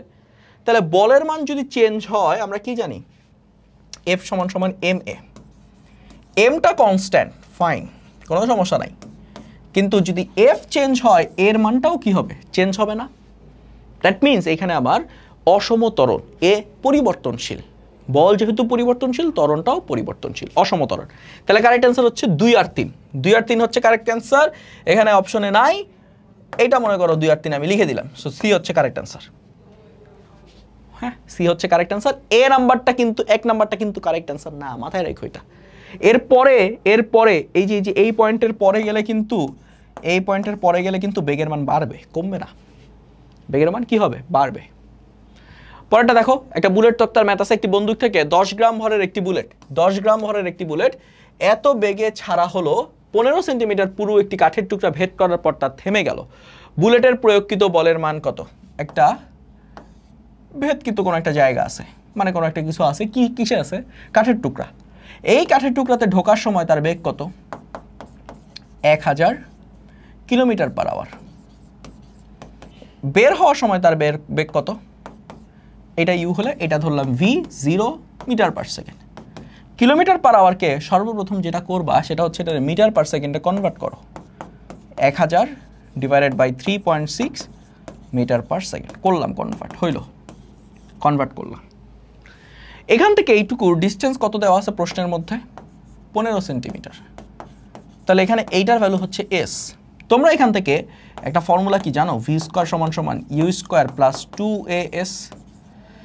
ভি স্কোয়ারের ভ্যালু হচ্ছে 0, তাহলে এখান থেকে ইউ স্কোয়ার বা minus U square divided by twice S সমান সমান পাওয়া হচ্ছে এ। সো এখান থেকে যে ত্বরণের ভ্যালুটা, সেই ত্বরণের ভ্যালুটা আসবে কত? আদিবেগ কত? 1000 ভাগ 3.6 এটার স্কোয়ার ভাগ অ্যান্সার ভাগ 2 ইন্টু এস। এসের ভ্যালু কত? 15 সেন্টিমিটার। 15 ইন্টু 15 মিটারে নিও, ভাগ 100। সো এটার অ্যাক্সেলারেশনের ভ্যালুটা আসবে 257201.65 এত মিটার পার সেকেন্ড স্কোয়ার। তাহলে তুমি ত্বরণের মান জানো, এখানে এটার সাথে যদি তুমি ভরটা গুণ করে দাও তাহলে কি বল পেয়ে যাবে না? ভর হচ্ছে 0.1। সো এটার অ্যান্সার আসবে 0.1 দিয়ে গুণ করলে 25720 হবে। সো এখানে আসলে কোনটা যে কারেক্ট অ্যান্সার দিব, এখানে মনে হয় একটা 0.1 আসছে। এটার কোশ্চেনটা ভুল আছে, কোশ্চেনটার মানে এই ডেটা অনুসারে অপশন নাই। এফ সমান সমান এম ইন্টু এ, এম এর মান হচ্ছে 0.1, ত্বরণের মান 257201.65। তাহলে ফোর্সের ভ্যালু আসবে 25720.165 এত নিউটন। এইটা হচ্ছে অ্যান্সার কারেক্ট, এইটা হচ্ছে কারেক্ট অ্যান্সার। তো এটা একটু ঠিক করে নিও, তোমরা একটু টেস্ট পেপারে দেখো টেস্ট পেপারে অ্যাকচুয়ালি কোনটা আছে। ওকে, এবার আমরা দেখবো হচ্ছে ভাইয়া নিউটনের থার্ড ল রিলেটেড যেই এমসিকিউগুলো আছে সেগুলো। তো একটু বেসিকটা বুঝে নেই। এখানে খেয়াল করে দেখো, প্রথমে যে সূত্রটা আছে, প্রত্যেক ক্রিয়ারই একটি সমান ও বিপরীতমুখী প্রতিক্রিয়া বল আছে। তো আমরা সবাই কিন্তু এই জিনিসটা জানি, কিন্তু কিছু এখানে লুপ আছে আর কি, হোল আছে, লুপ হোল আছে। যেমন প্রথমে একটা জিনিস মাথায় রাখবা, এই যে একটা কথা ক্রিয়া প্রতিক্রিয়া বল, ক্রিয়া প্রতিক্রিয়া বল, এইটার কিছু কন্ডিশন আছে। এই কন্ডিশনগুলা তুমি যদি না বুঝো তাহলে কিন্তু হবে না। ক্রিয়া প্রতিক্রিয়া বল, ক্রিয়া প্রতিক্রিয়া বলের প্রথম একটা মেন মানে মাস্ট একটা কন্ডিশন হচ্ছে দুটি ভিন্ন বস্তুর উপর কাজ করতে হবে। দুটি ভিন্ন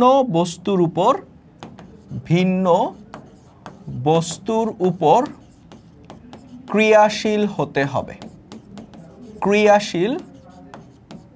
ক্রিয়াশীল হতে হবে। যেমন মনে করো আমরা যে উদাহরণটা মেজরিটি টাইমে দিয়ে থাকি, সেই উদাহরণটা কি? এটা যদি ভূমি হয়, এটা যদি মনে করো তোমার পা হলো, তাহলে তুমি পা দিয়ে ভূমির উপর একটা বল দিচ্ছ, ভূমি তোমাকে তার প্রতিক্রিয়া বল দিচ্ছে। খেয়াল করে দেখো ভাইয়া, এখানে প্রথম বলটা কার উপর প্রয়োগ করা হচ্ছে? ভূমির উপর। কে প্রয়োগ করতেছে? পা প্রয়োগ করতেছে। তার মানে পা কর্তৃক ভূমির উপর প্রযুক্ত বল, এইটাকে আমরা বলতেছি ক্রিয়া বল। কিন্তু প্রতিক্রিয়া বল পরেরটা, এই যে 2 নাম্বার যে ফোর্সটা আছে, এটা যদি 1 নাম্বার হয়, এটা যদি 2 নাম্বার হয়, 2 নাম্বার ফোর্সটা কি? 2 নাম্বার ফোর্সটা হচ্ছে পায়ের উপর প্রযুক্ত বল। কে প্রয়োগ করতেছে? ভূমি প্রয়োগ করতেছে।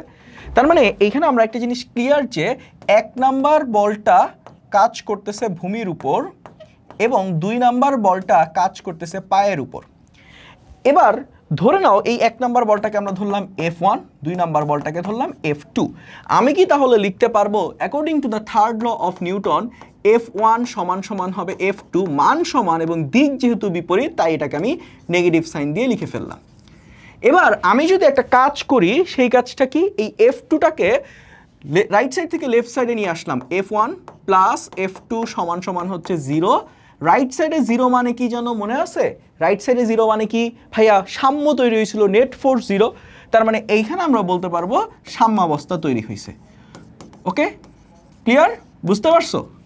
যদি এইটুকু বুঝে থাকো তাহলে তুমি একটা মস্ত বড় ট্র্যাপে পড়লা। এইখানে যে কাজটুকু করা হয়েছে এই কাজটুকু কমপ্লিটলি ভুল। কেন ভুল ভাইয়া? খেয়াল করে দেখো তো, ধরো আমি তোমাকে বললাম একটা গাছের উপর 100 নিউটন বল কাজ করতেছে, আরেকটা গাছের উপর 200 নিউটনের বল কাজ করতেছে। আমি কি এই 100 নিউটন আর 200 নিউটনকে যোগ করতে পারবো? এখানে একটা গাছ আছে বা একটা বস্তু আছে, যে কোনো একটা বস্তু, এর উপর 100 নিউটন ফোর্স কাজ করতেছে। এইখানে আরেকটা বস্তু আছে, এর উপর 200 নিউটন বল কাজ করতেছে। আমি কি তাহলে বলতে পারবো এই দুইটা মোট বল 300 নিউটন? বলা যাবে? যাবে না তো। কেন যাবে না? তার কারণ হলো এই যে দুইটা বল, দুইটা ভিন্ন বস্তুর উপর কাজ করলে এদেরকে যোগ করা যায় না।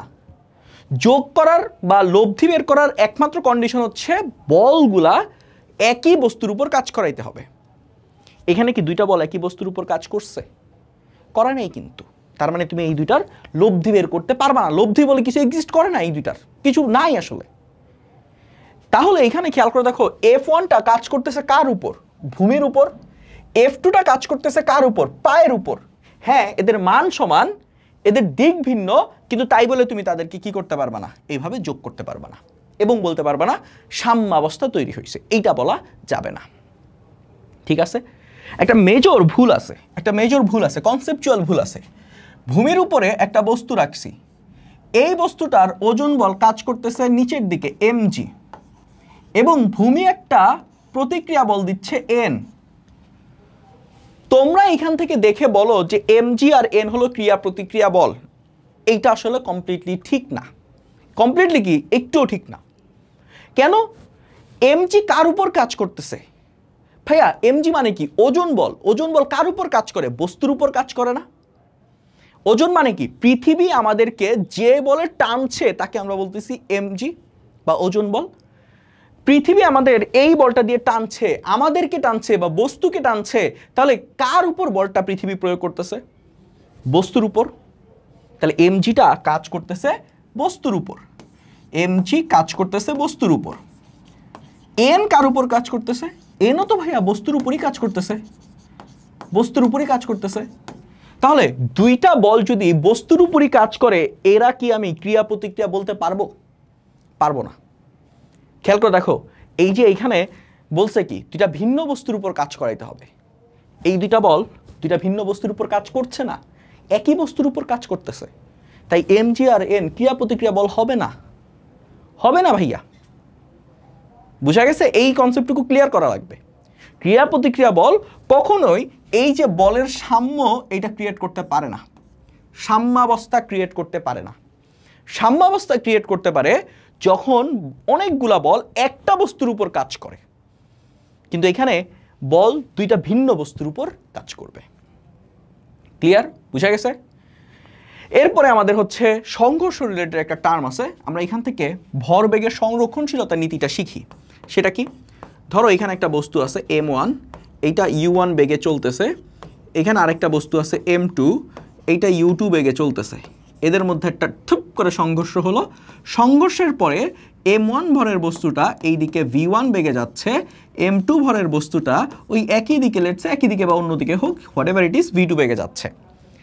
তাহলে এইখান থেকে আমরা যদি কনজারভেশন অফ মোমেন্টাম, ভরবেগের সংরক্ষণশীলতা অ্যাপ্লাই করতে চাই, m1 u1 plus m2 u2 সমান সমান হবে m1 v1 plus m2 v2। তার মানে আসলে কি? তার মানে এখানে আসলে কি বোঝাতে চাচ্ছি? এখানে আমরা বোঝাতে চাচ্ছি যে সংঘর্ষের আগে মোট ভরবেগ এবং সংঘর্ষের পরে মোট ভরবেগটা কি হবে? সমান হবে। এটা হচ্ছে সংঘর্ষের আগের মোট ভরবেগ, সংঘর্ষের পরের মোট ভরবেগ, এই দুটো জিনিস সমান হবে। আচ্ছা, এর পাশাপাশি যদি মিলিত হয়, মিলিত দুইটা বস্তু একই সাথে চলা শুরু করছে সংঘর্ষের পরে যদি দুইটা বস্তু একই সাথে যাওয়া শুরু করে, তাহলে তাদের দুইটা শেষ বেগ কি হবে? সেম না? দুইটা বস্তুর শেষ বেগ v1 আর v2 এর মান কি? সেম, কারণ দুইটা একসাথে যাচ্ছে। সেক্ষেত্রে আমরা বলতে পারবো m1 plus u1 sorry m1 u1 plus m2 u2 সমান সমান, যেহেতু দুইটার শেষ বেগ সেম, আমি তাহলে তার শেষ বেগটা কমন নিতে পারবো m1 plus m2 into v। এই হলো গিয়ে আমাদের এইখানকার ইকুয়েশন। এর পাশাপাশি আমরা স্থিতিস্থাপক সংঘর্ষ নামক একটা জিনিস পড়ছিলাম। স্থিতিস্থাপক সংঘর্ষটা কি ভাইয়া মনে আছে? স্থিতিস্থাপক সংঘর্ষ, স্থিতিস্থাপক সংঘর্ষ, স্থিতিস্থাপক সংঘর্ষ সেগুলাকে আমরা বলবো যদি তার সংঘর্ষের আগের মোট গতিশক্তি এবং সংঘর্ষের পরের মোট গতিশক্তি সেম থাকে। এখানে কি সেম ছিল আগে আর পরে? ভরবেগ। সংঘর্ষের আগে মোট ভরবেগ, সংঘর্ষের পরে মোট ভরবেগ সমান হয়েছে। এটা যে কোনো সংঘর্ষের জন্য প্রযোজ্য হবে। এই যে কনজারভেশন অফ মোমেন্টাম বা ভরবেগের সংরক্ষণশীলতা নীতি যে কোনো সংঘর্ষের জন্য প্রযোজ্য হবে, কিন্তু কনজারভেশন অফ কাইনেটিক এনার্জি গতিশক্তির সংরক্ষণশীলতা শুধুমাত্র স্থিতিস্থাপক সংঘর্ষের জন্য প্রযোজ্য হবে। এবং এইটার জন্য এই প্রথম বস্তুটার যে এই সংঘর্ষটা যদি স্থিতিস্থাপক হয়, তাহলে প্রথম বস্তুর শেষ বেগ নির্ণয়ের যে ফর্মুলাটা সেটা তোমরা জানো, v1 সমান সমান m1 minus m2 divided by m1 plus m2 into u1 plus twice m2 divided by m1 plus m2 into u2। এই ফর্মুলাটা একটু মনে রাখা লাগবে ভাইয়া, এটা একটু মনে রাখা লাগবে। রিটেনে করার জন্য এটার একটা অল্টারনেটিভ ওয়ে আছে, তোমাদেরকে এটার ডিরাইভেশন পড়াবো কি না এটা একটু আমাকে কমেন্টে জানাও তো। যদি এইটার ডিরাইভেশন দরকার হয়, এটা কীভাবে আসছে এটা তোমরা জানতে চাও, তাহলে আমাকে একটু জানাও, আমি তোমাদেরকে এটা দেখাবো কীভাবে আসছে এটা। আচ্ছা, এখন এখান থেকে আমরা v1 তো বের করতে পারবো, v2 যদি বের করতে চাই তাহলে কি করতে হবে? যদি v2 বের করতে চাই তাহলে জাস্ট প্রত্যেকটা 1 এর জায়গায় 2 বসাই দিবা। এখানে m1 আছে m2 বসাবা, m2 আছে m1 বসাবা। নিচে আসলে এইটা m2 আর m1 এক্সচেঞ্জ করলে কোনো চেঞ্জ হবে না, কারণ m1 প্লাস m2 যে কথা, m2 প্লাস m1 একই কথা। এখানে কি হবে? m2 এর জায়গায় m1 হবে, u2 এর জায়গায় u1 হবে। সো আমরা ফাইনালি যদি ইকুয়েশনটা লিখতে চাই এরকম আসবে, v2 সমান সমান m2 minus m1 divided by m1 plus m2 into u2 plus twice m1 plus m2 into u1। এইটা হলো আমাদের 2 নাম্বারটার শেষ বেগের সমীকরণ। আবারও বলতেছি, এই সমীকরণগুলা বা এই সূত্রগুলা কিন্তু তুমি সব ধরনের সংঘর্ষে ব্যবহার করতে পারবা না। কোন ধরনের সংঘর্ষে ব্যবহার করতে পারবা? শুধুমাত্র স্থিতিস্থাপক সংঘর্ষ। দ্যাট মিনস সংঘর্ষের আগে মোট গতিশক্তি আর পরে মোট গতিশক্তি যদি সমান হয়, সেক্ষেত্রেই তুমি এই দুইটা সূত্র ব্যবহার করতে পারবা। আর এইখানে এইটা তুমি যে কোনো জায়গায়, যে প্রথমটা 1 নাম্বার যেটা আছে, এইটা তুমি যে কোনো ধরনের সমীকরণে ব্যবহার করতে পারবা, যে কোনো ধরনের সংঘর্ষে ব্যবহার করতে পারবা। আর এইটা কখন? এটা হচ্ছে মিলিত বস্তুর জন্য। এটা কখন? এইটা হলো মিলিত বস্তুর জন্য। সো সংঘর্ষ রিলেটেড টোটাল আমার এই কটা ফর্মুলা আছে। একটা মিলিত বস্তুর জন্য, একটা হচ্ছে সবসময় সর্বদা কারেক্ট এটা, এবং আরেকটা হচ্ছে আমাদের কি স্থিতিস্থাপক সংঘর্ষের জন্য। সো আশা করি বুঝতে পারছো। এখন আমরা চলো একটু প্রবলেম সলভ করি। এই স্লাইডটা খুবই ইম্পর্ট্যান্ট একটা স্লাইড, অনেক কিছু পড়াইছি, অনেকগুলো কন্টেন্ট আছে এখানে। সো এইটা একটু ভালো মতো আয়ত্ত করো। ক্রিয়া প্রতিক্রিয়া বল, খেয়াল করো, মাত্র বলছি ক্রিয়া প্রতিক্রিয়া বল সূত্র অনুসারে পরস্পর সমান জানি।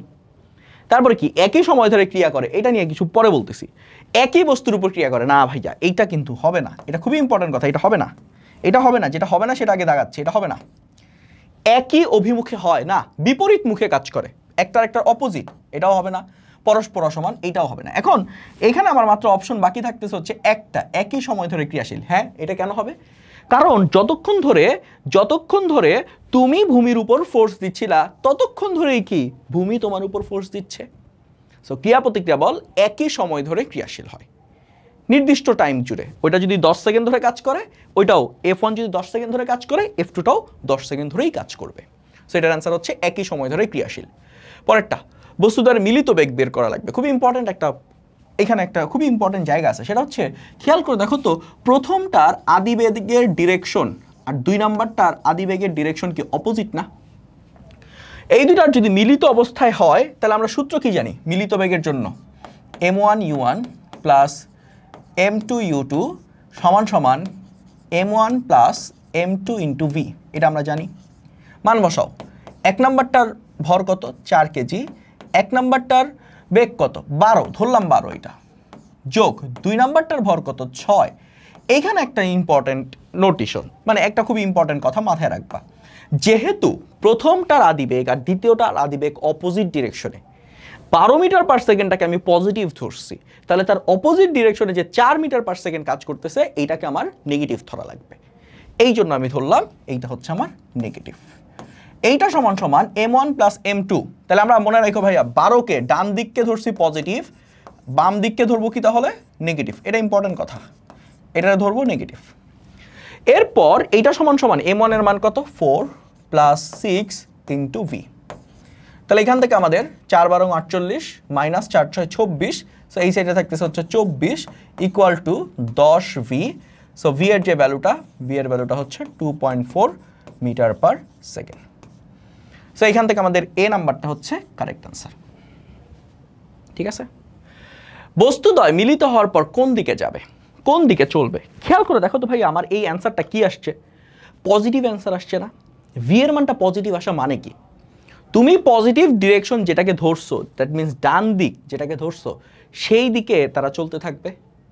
ডান দিকের পজিটিভ ডিরেকশনটা কার? এ বস্তুর ছিল, এ বস্তুর ছিল, তার মানে এটা হচ্ছে এ বস্তুর দিকে চলতে থাকবে, এ বস্তুর দিকে চলতে থাকবে। যদি নেগেটিভ আসতো তাহলে নেগেটিভ ডিরেকশন কোনটার ধরছো? বি এর ডিরেকশনটাকে নেগেটিভ ধরছিলা, এই বাম দিকটাকে, তাহলে সেটা হচ্ছে গিয়ে তোমার মিলিত বস্তুর বেগের ডিরেকশন হবে। তারপর কি বলছে? 4 কেজি ও 6 কেজি ভরের দুটি বস্তু যথাক্রমে দুইটা বেগে একই দিকে গতিশীল ধাক্কা খাওয়ার পর বস্তুটি যুক্ত অবস্থায় চলতে থাকে, তাহলে তাদের ওই বস্তুর বেগ কত? এবার বলছে দেখো তো, একই দিকে গতিশীল, তাহলে একই দিকে গতিশীল হলে এখন কি আর ওই নেগেটিভ সাইনটা দেয়া লাগবে? লাগবে না, একই ম্যাথ, পুরোটাই same. m1 plus m1 u1 plus m2 u2 সমান সমান মিলিত হয়ে গেছে, মিলিত হয়ে গেছে, তাহলে m1 plus m2 into v। তাহলে প্রথম বস্তুর ভর হচ্ছে 4 কেজি, তার বেগ হচ্ছে 10। দ্বিতীয় বস্তুর ভর হচ্ছে 6 কেজি, তার বেগ হচ্ছে 5। তাহলে এটা সমান সমান 4 যোগ 6 ইন্টু ভি। 4 10 40 আর 30, তাহলে হচ্ছে 70 সমান সমান 10 ভি। তাহলে ভি এর মানটা হবে 7 মিটার পার সেকেন্ড। সো এইটার অ্যান্সার আসবে হচ্ছে 7 মিটার পার সেকেন্ড। বি নাম্বারটা কারেক্ট অ্যান্সার। এরপরে কি বলছে? দুটি বস্তু বিপরীত দিক থেকে আদিবেগ এত এবং বস্তু দ্বিতীয় বস্তুর আদিবেগ দেওয়া আছে। এটা তোমরা ডু ইট ইয়োরসেলফ, নিজেরা করবা। জাস্ট বিপরীত দিকে একটা পজিটিভ হলে আরেকটারে কি ধরবা? নেগেটিভ ধরবা। একটি বন্দুক থেকে এত বেগে 100 গ্রাম ভরের একটি গুলি ছোড়া হলো।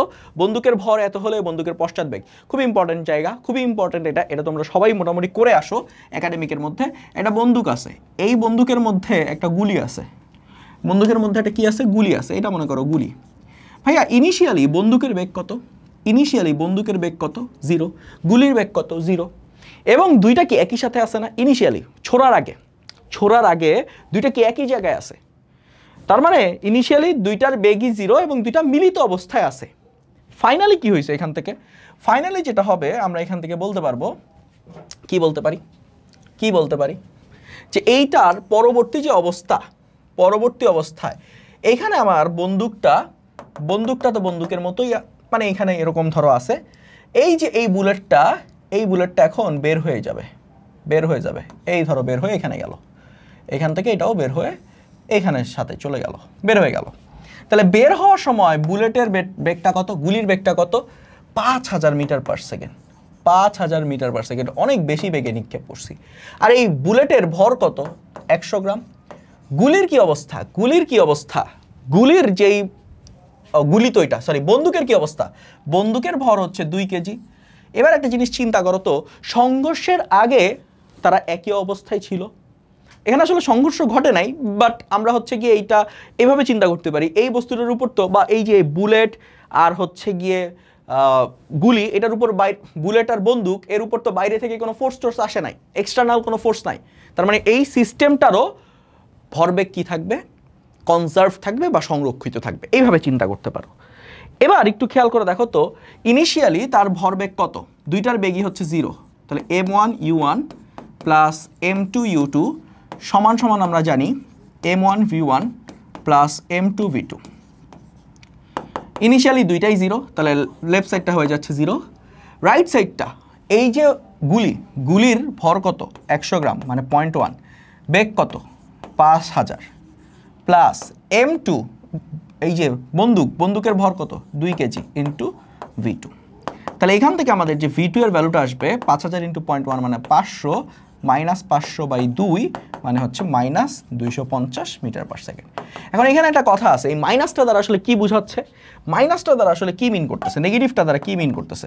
নেগেটিভটা আসলে ডিরেকশন মিন করতেছে। আমরা বলছিলাম কি, দেখো তো আমাদের যেই গুলিটা আছে, গুলিটা যদি ডান দিকে যায় তাহলে আমার বন্দুকটা নেগেটিভ ডিরেকশন। দেখো গুলির যেই শেষ বেগটা সেটাকে আমরা ধনাত্মক ধরছি না, এই যে পজিটিভ ধরছি।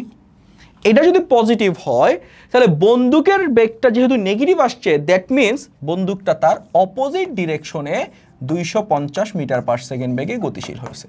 এই জন্য এই 250 মিটার পার সেকেন্ডটাকে বলা হয় পশ্চাৎ বেগ। কি বলা হয়? পশ্চাৎ বেগ। তাহলে আমাদের এখানে এই বন্দুকের পশ্চাৎ বেগের মান কত? 250 মিটার পার সেকেন্ড। ভাইয়া প্রশ্নে যদি এখানে ধরো আরেকটা অপশন আছে ডি নাম্বার, ধরো কোনো একটা অপশন আছে ই নাম্বার, এইটার অ্যান্সার ধরো নেগেটিভ 250 মিটার পার সেকেন্ড দেওয়া আছে অপশনটা, এবং প্রশ্নে বলা আছে পশ্চাৎ, এই কথাটা বলা আছে। যদি পশ্চাৎ বলা থাকে তার মানে কি পিছনের দিকের বেগটা, পিছনের দিকের বেগের মান কত 250, কিন্তু এটা কিন্তু নেগেটিভ হবে না। নেগেটিভ দ্বারা তুমি কিন্তু এটা ডিক্লেয়ার করেই দিছো পশ্চাৎ। তো এটা একটু কেয়ারফুল থাকো, পরীক্ষার হলে মাঝে মধ্যে এই প্রশ্নটা করতে পারে। যদি তোমাকে বলতো পশ্চাৎ কথাটা না থাকতো বন্দুকের বেগ নির্ণয় করো, জাস্ট যদি এই কথাটা বলা থাকতো বন্দুকের বেগ, এটা না থাকতো মনে করো বন্দুকের বেগ নির্ণয় করো, তাহলে তোমার নেগেটিভটা বেশি ভালো অ্যান্সার হইতো। কিন্তু যখন পশ্চাৎ কথাটা উল্লেখ আছে, দ্যাট মিনস তুমি যে বিপরীত দিকে আসতেছে এটা তুমি প্রশ্নের মধ্যেই ডিক্লেয়ার করে দিছো, তখন তোমার অ্যান্সার হবে 250। এটা একটু কেয়ারফুল থেকো। এরপরে এখানে কি বলছে, একটি বন্দুক হতে গুলি ছোড়া হলো, ঠিক আছে ফাইন, বন্দুকটি 2 মিটার পার সেকেন্ড বেগে, বন্দুকের পশ্চাৎ বেগটা এবার দেওয়া আছে, গুলির শেষ বেগটা বের করা লাগবে। তাহলে এখান থেকে আবার ইনিশিয়ালি তাদের M1U1 প্লাস M2U2, এই পুরাটার ভ্যালু হয়ে যাবে 0 সমান সমান M1V1 প্লাস M2V2। এখন এখান থেকে এই পার্টটা হয়ে যাচ্ছে কত, এই পার্টটা হয়ে যাবে হচ্ছে 0, এই পার্টটা হয়ে যাবে হচ্ছে 0, হ্যাঁ এই পার্টটা হয়ে যাবে 0। রাইট সাইডে ওইটা কত আসতেছে M1V1। আমাদের বন্দুকটাকে আমরা ধরতেছি M2 আর গুলিটাকে ধরতেছি M1, তাহলে গুলির ভর কত, গুলির ভর হচ্ছে 5 গ্রাম, তার মানে 5/1000। গুলির শেষ বেগ কত জানি না, ধরে নিলাম V1 যোগ, এবার আসো বন্দুকের ভর কত, বন্দুকের ভর হচ্ছে ভাইয়া 1 কেজি। বন্দুকের পশ্চাৎ বেগ দেওয়া আছে, পশ্চাৎ মানে কি পিছনের দিকের, তাহলে পিছনের দিকটা কি হবে নেগেটিভ হবে, নেগেটিভ যদি বসাও তাহলে 2 মিটার পার সেকেন্ড, নেগেটিভ 2 হবে। সো এইখান থেকে তোমরা কি পাচ্ছ, এখান থেকে ভাইয়া এই 2টা ওপাশে চলে গেলে তাহলে 2 সমান সমান 5/1000 ইন্টু V1, তাহলে এই 1000টা গুণ হয়ে যাচ্ছে 2000/5 V1 সমান সমান V1, তাহলে 2000কে 5 দিয়ে ভাগ করলে এটা আসবে হচ্ছে 400 মিটার পার সেকেন্ড। সো এখানের অ্যান্সার হচ্ছে 400 metre per second, answer D, এটা হচ্ছে কারেক্ট অ্যান্সার। এরপর বন্দুক দিয়ে গুলি ছোড়া হলে বন্দুকের পশ্চাৎ বেগ গুলির তুলনায় কম হবে, হ্যাঁ স্বাভাবিক, কারণ বন্দুকের ভর অনেক বেশি থাকে, গুলির ভরটা অনেক কম থাকে, তাই গুলির বেগটা বেশি হবে আর বন্দুকের বেগটা কম হবে। তাহলে এটা ঠিক আছে, বন্দুকের পশ্চাৎ বেগ কম হবে, ফাইন। বন্দুকের সামনের দিকে ধাক্কা দিবে না, বন্দুকটা কোন দিকে আসবে, গুলি যদি সামনের দিকে যায় বন্দুক পিছনের দিকে আসবে, সো এটা ভুল হয়েছে। গুলি ও বন্দুকের ভরবেগ সমান এবং বিপরীতমুখী, হ্যাঁ এটা ঠিক আছে। এটা কেন ঠিক আছে এটা একটু বোঝার চেষ্টা করো। ধরো আমার ইনিশিয়ালি M1U1 প্লাস M2U2 সমান সমান আমরা কি জানি M1V1 প্লাস M2V2, এই পুরাটার ভ্যালু তো 0, তাহলে আমরা কি লিখতে পারি M1V1 সমান সমান মাইনাস M2V2, এই যে এইখান থেকে লিখছি। খেয়াল করে দেখো এইটা কি আমার এই অংশটুকু কি, এই অংশটুকু কি, এটা যদি গুলি চিন্তা করো, গুলির ভরবেগ, গুলির শেষ ভরবেগ, আর এইটা কি, এইটা হচ্ছে গুলির আদি ভরবেগ, তাহলে আমরা এখান থেকে কি বলতে পারি আদি ভরবেগ, তাহলে এখান থেকে কি বলতে পারবো, খেয়াল করে দেখো তো গুলির শেষ ভরবেগ আর গুলির আদি ভরবেগের মান সমান, নেগেটিভ দ্বারা কি বোঝাচ্ছে? তাদের দিক অপোজিট। দ্যাট মিনস গুলি ও বন্দুকের ভরবেগ সমান হবে এবং বিপরীতমুখী হবে। সো এটার কারেক্ট অ্যান্সার হচ্ছে আমাদের কত? 1 ও 3। এটা হচ্ছে কারেক্ট অ্যান্সার, সি 1 ও 3, এটা হচ্ছে আমাদের কারেক্ট অ্যান্সার। তারপর আমাদের মহাকর্ষ সূত্র, নিউটনের মহাকর্ষ যে সূত্রটা আছে সেই সূত্র রিলেটেড কিছু প্রবলেম আমরা এখন সলভ করব। মহাকর্ষ সূত্র আমাদের কি বলে? মহাবিশ্বের দুইটা কণা m1 আর m2 যদি হয়, এরা পরস্পরকে অ্যাট্রাক্ট করবে। ধরো এফ ফোর্সে অ্যাট্রাক্ট করলো, যদি এফ ফোর্সে অ্যাট্রাক্ট করে, এই এফ এর মানটা কত হবে? এফ এর মানটা হবে জি into m1 into m2 divided by তাদের মধ্যবর্তী যে ডিস্টেন্স, ধরে নাও ডি, তাহলে মধ্যবর্তী ডিস্টেন্সের স্কোয়ার, টি স্কোয়ার। এখন এর মধ্যে যদি একটা বস্তু পৃথিবী হয়, তাহলে ওই বলটাকে আমরা বলবো অভিকর্ষ বল। বুঝছো? এই যে এখানে তাদের যে আকর্ষণ বলটা, এই আকর্ষণ বলটাকে বলতেছি মহাকর্ষ বল। এবং এই যে দুইটা বস্তু আছে, দুইটা বস্তুর যে কোনো একটা যদি পৃথিবী হয়, তাহলে সেটাকে আমরা বলবো হচ্ছে কি বল? অভিকর্ষ বল। এখানে আরেকটা জিনিস একটু ইম্পর্টেন্ট। প্রথম এই যে দেখো দুইটা বল কিন্তু এখানে কাজ করতেছে। এই যে প্রথম বলটা F1 এর উপর কাজ করতেছে, আর এই দুই নম্বর বলটা F2 এর উপর কাজ করতেছে। F1 এর মান আর F2 এর মান হবে সমান এবং তাদের দিক হবে বিপরীত। এখানে খেয়াল করে দেখো তো, দুইটা বল কি দুইটা ভিন্ন বস্তুর উপর কাজ করতেছে, একই ধরনের বল, একই সাথে ক্রিয়াশীল, তাই এই F1 আর F2 হবে ক্রিয়া প্রতিক্রিয়া বল।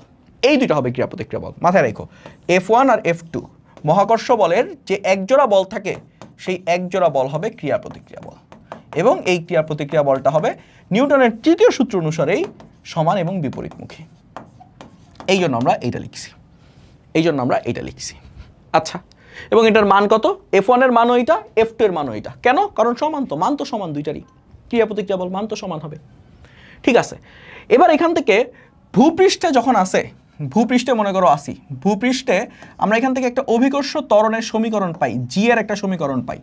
জি এর সমীকরণটা কি? জি সমান সমান জি into M by R square. এই জি এর মান কত?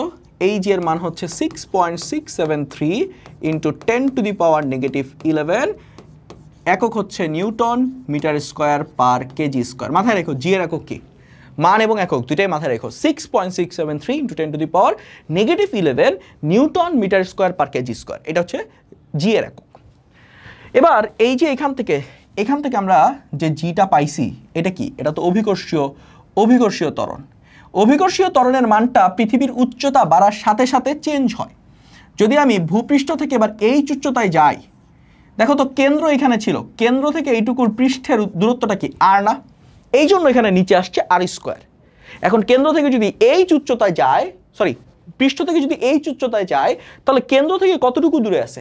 আর প্লাস এইচ। ওই জায়গাটাতে জি এর মানটা, এই জায়গাটাতে এটা যদি আমরা জি প্রাইম বলি, এই পয়েন্টে জি এর ভ্যালুটা হচ্ছে জি প্রাইম হয়ে গেছে। তাহলে জি প্রাইমের ভ্যালুটা হবে জি into M by r plus h whole square. বুঝা গেছে? এই ডিরাইভেশনগুলো আমি এখন দেখাচ্ছি না, জাস্ট সূত্রগুলো দেখাচ্ছি কিভাবে আসছে। সো এইগুলো ডিরাইভেশন আশা করি তোমরা পড়ে আসছো। যদি না পারো তাহলে আমাদের চ্যানেলগুলোতে যে প্রবলেম সলভিংয়ের সিরিজগুলো আছে সেটাতে দেখতে পারো, ওয়ান শটগুলোতে দেখতে পারো, সেখানে প্রত্যেকটা জায়গায় এগুলো আলোচনা করা হয়েছে। সো আমরা এটা কি পাচ্ছি?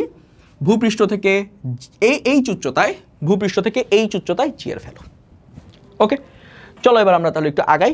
আমরা মহাকর্ষ সূত্র থেকে মোটামুটি এই দুইটা জিনিসই লাগবে, একটা হচ্ছে এই সূত্রটা লাগবে, আর একটা হচ্ছে এই দুইটা সূত্র লাগবে। সেখানে আমাদের কি বলছে? নিচের কোন দুটি বস্তুর মধ্যে অভিকর্ষ বল হওয়ার জন্য কি একটা বস্তু পৃথিবী হওয়া লাগবে? এখান থেকে খুঁজে বের করো। এই যে দেখো পৃথিবী এবং বই এই দুইটার মধ্যে আকর্ষণ বলকে আমরা বলবো অভিকর্ষ বল। তারপর পৃথিবীর ব্যাসার্ধের সমান উচ্চতায় অভিকর্ষ ত্বরণ, তার মানে পৃষ্ঠে আমি আর নাই, পৃষ্ঠ থেকে কতটুকু উচ্চতায় উঠে গেছি? আর উচ্চতায়, ব্যাসার্ধের সমপরিমাণ উচ্চতায়। তাহলে এইখানে জি এর ইকুয়েশনটা কি হবে?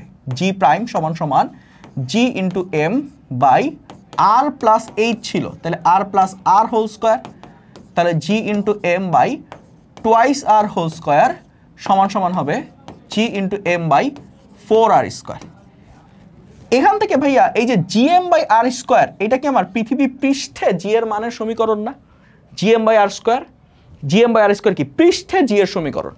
তাহলে এখান থেকে এইটুকুকে আমরা কি লিখতে পারবো? জি প্রাইম সমান সমান পৃষ্ঠে জি ডিভাইডেড বাই 4। এই যে নিচে কি আছে? 4 আছে, তার মানে এই উচ্চতায় বা পৃথিবীর ব্যাসার্ধের সমান উচ্চতায় অভিকর্ষজ ত্বরণ 1/4। কার 1/4?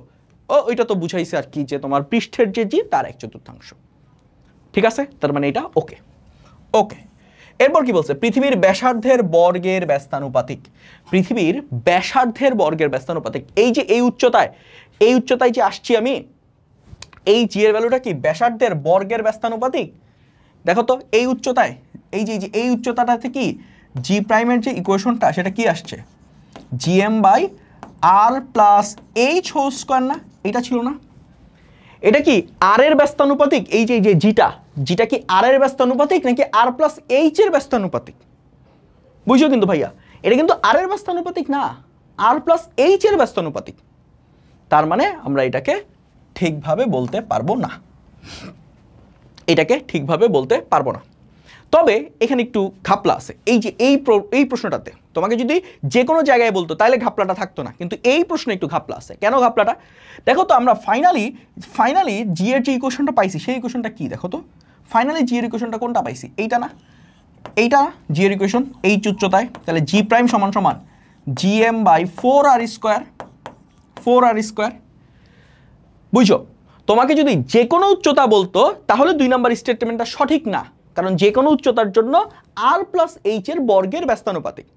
বাট স্পেসিফিকলি যখন তোমাকে ব্যাসার্ধের সমান উচ্চতা, ব্যাসার্ধের সাথে একটা রিলেশন দিয়ে দিচ্ছে h এর, তখন এইখানে যে জি প্রাইমের ভ্যালুটা, এখন তো এইটা যদি কনস্ট্যান্ট হয়, এই পুরো পার্টটা কি কনস্ট্যান্ট না? এই পুরো পার্টটা কনস্ট্যান্ট না? তাহলে জি প্রাইম সমানুপাতিক কি লিখতে পারবো? 1/r²। মানে কি ব্যাসার্ধের বর্গের ব্যস্তানুপাতিক এই প্রশ্নে হবে। এইটা একটু কেয়ারফুল থাকো।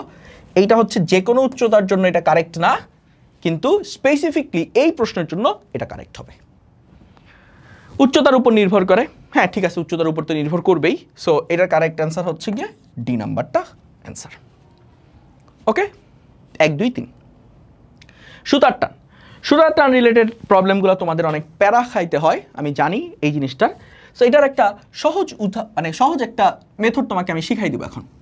ধরো কোনো একটা বস্তু আছে, এই বস্তুর সাথে আরেকটা বস্তু কানেক্টেড, এখান থেকে মনে করো আরেকটা বস্তু কানেক্টেড, এখানে মনে করো তুমি একটা বল দিয়ে প্রয়োগ করতেছো, এফ বল প্রয়োগ করতেছো। এই বস্তুটাকে বললাম m1, এটাকে বললাম m2, এটাকে বললাম m3। মাথায় রাখবা ভাইয়া, সুতার টান যে জিনিসটা আছে, টান বল, সুতার টান, এই সুতাতেও টান থাকবে, এই সুতাতেও টান থাকবে, এই সুতাতেও টান থাকবে, কিন্তু এই দুটা টান কি সমান হবে? না। যদি এই যে সুতার মাঝখানে ভর চলে আসে, দেখো এটা মনে করো তুমি চিন্তা করতে পারো এই পুরোটা তো একটা সুতা, কিন্তু এর মাঝখানে কি আছে? একটা ভর চলে আসছে। যদি সুতার মাঝখানে একটা ভর চলে আসে, তখন ওইটাকে আমরা একই সুতা বলবো না, এটা ডিফারেন্ট সুতা বলবো। তাহলে এইটুকু হচ্ছে একটা সুতা, এইটুকু হচ্ছে আরেকটা সুতা। এবং মাথায় রাখবা, সুতা যদি চেঞ্জ হয় তাহলে টান বল চেঞ্জ হবে। সুতা পরিবর্তন হলে টান বলও পরিবর্তন হবে। সুতা পরিবর্তনে টান পরিবর্তন হয়, টান পরিবর্তিত হয়। এটা হচ্ছে প্রথম কথা। সেকেন্ড কথা হচ্ছে, একটি সুতার প্রত্যেকটা বিন্দুতে ভরহীন এবং অপ্রসারণশীল, ভরহীন ও অপ্রসারণশীল দুইটা ইম্পর্টেন্ট কথা। ভরহীন ও অপ্রসারণশীল সুতার প্রতিটি বিন্দুতে টান বল সমান। সুতার প্রতিটি বিন্দুতে টান বল সমান, টান বল সমান। খুবই ইম্পর্টেন্ট কথা। মানে কি? মানে এই সুতাটা যদি অপ্রসারণশীল হয়, মানে বড় না হয়, আর যদি এটার ভর নগণ্য ভরের হয়, ভরহীন বলতে বোঝাচ্ছে খুবই সামান্য ভর, তাহলে এর প্রত্যেকটা বিন্দুতে টান বল কি হবে? সেম হবে। প্রত্যেকটা বিন্দুতে টান বল কি হবে? সেম হবে। এবার থার্ড ইম্পর্টেন্ট কথা, সুতার টান কোন দিকে কাজ করবে? সুতার টান কাজ করবে হচ্ছে বস্তুর সংযোগ বিন্দু থেকে বাইরের দিকে, সংযোগ বিন্দু থেকে বাইরের দিকে। এই তিনটা পয়েন্ট আগে একটু মনে রাখো, আমি এরপরে দেখাই দিচ্ছি, একদম দেখাই দিব, বাইরের দিকে। এবার একটু আসো বোঝার চেষ্টা করো। প্রথম পয়েন্ট অনুসারে সুতার পরিবর্তনে টান বল পরিবর্তিত হয়। তাহলে এই সুতার টান বল যদি T1 হয়, এই সুতার টান বল কত হবে? T2। প্রথম কথা, সুতার টান পরিবর্তন হলে, সুতা পরিবর্তন হলে টান বল পরিবর্তিত হবে। এখানে T1, এখানে হচ্ছে T2। সেকেন্ড কথা হচ্ছে প্রত্যেকটা বিন্দুতে টান বল সমান। ওকে ফাইন, মানলাম। এরপরে থার্ড কথা হচ্ছে সংযোগ বিন্দু থেকে বাইরের দিকে, এইটা কিভাবে আমরা এনকাউন্টার করব। ভাইয়া একটু মনে রাখবা, তুমি এই অ্যানালাইসিসটা করার জন্য প্রত্যেকটা বস্তুকে একটু আলাদা আলাদা করে চিন্তা করো। M1 বস্তুটারে চিন্তা করো আলাদা করে, M2 বস্তুটারে চিন্তা করো আলাদা করে, M3 বস্তুটারে চিন্তা করো, M2টারে এখানে না লিখে M2টারে আলাদাভাবে চিন্তা করো, M3, তিনটাকে আলাদা আলাদাভাবে চিন্তা করবা, আলাদা আলাদাভাবে চিন্তা করবা। সো এইটাকে আমরা চিন্তা করব M2 আকারে, তারপরে আমরা চিন্তা করব এইটাকে M3 আকারে। তিনটা আলাদা আলাদা জিনিস।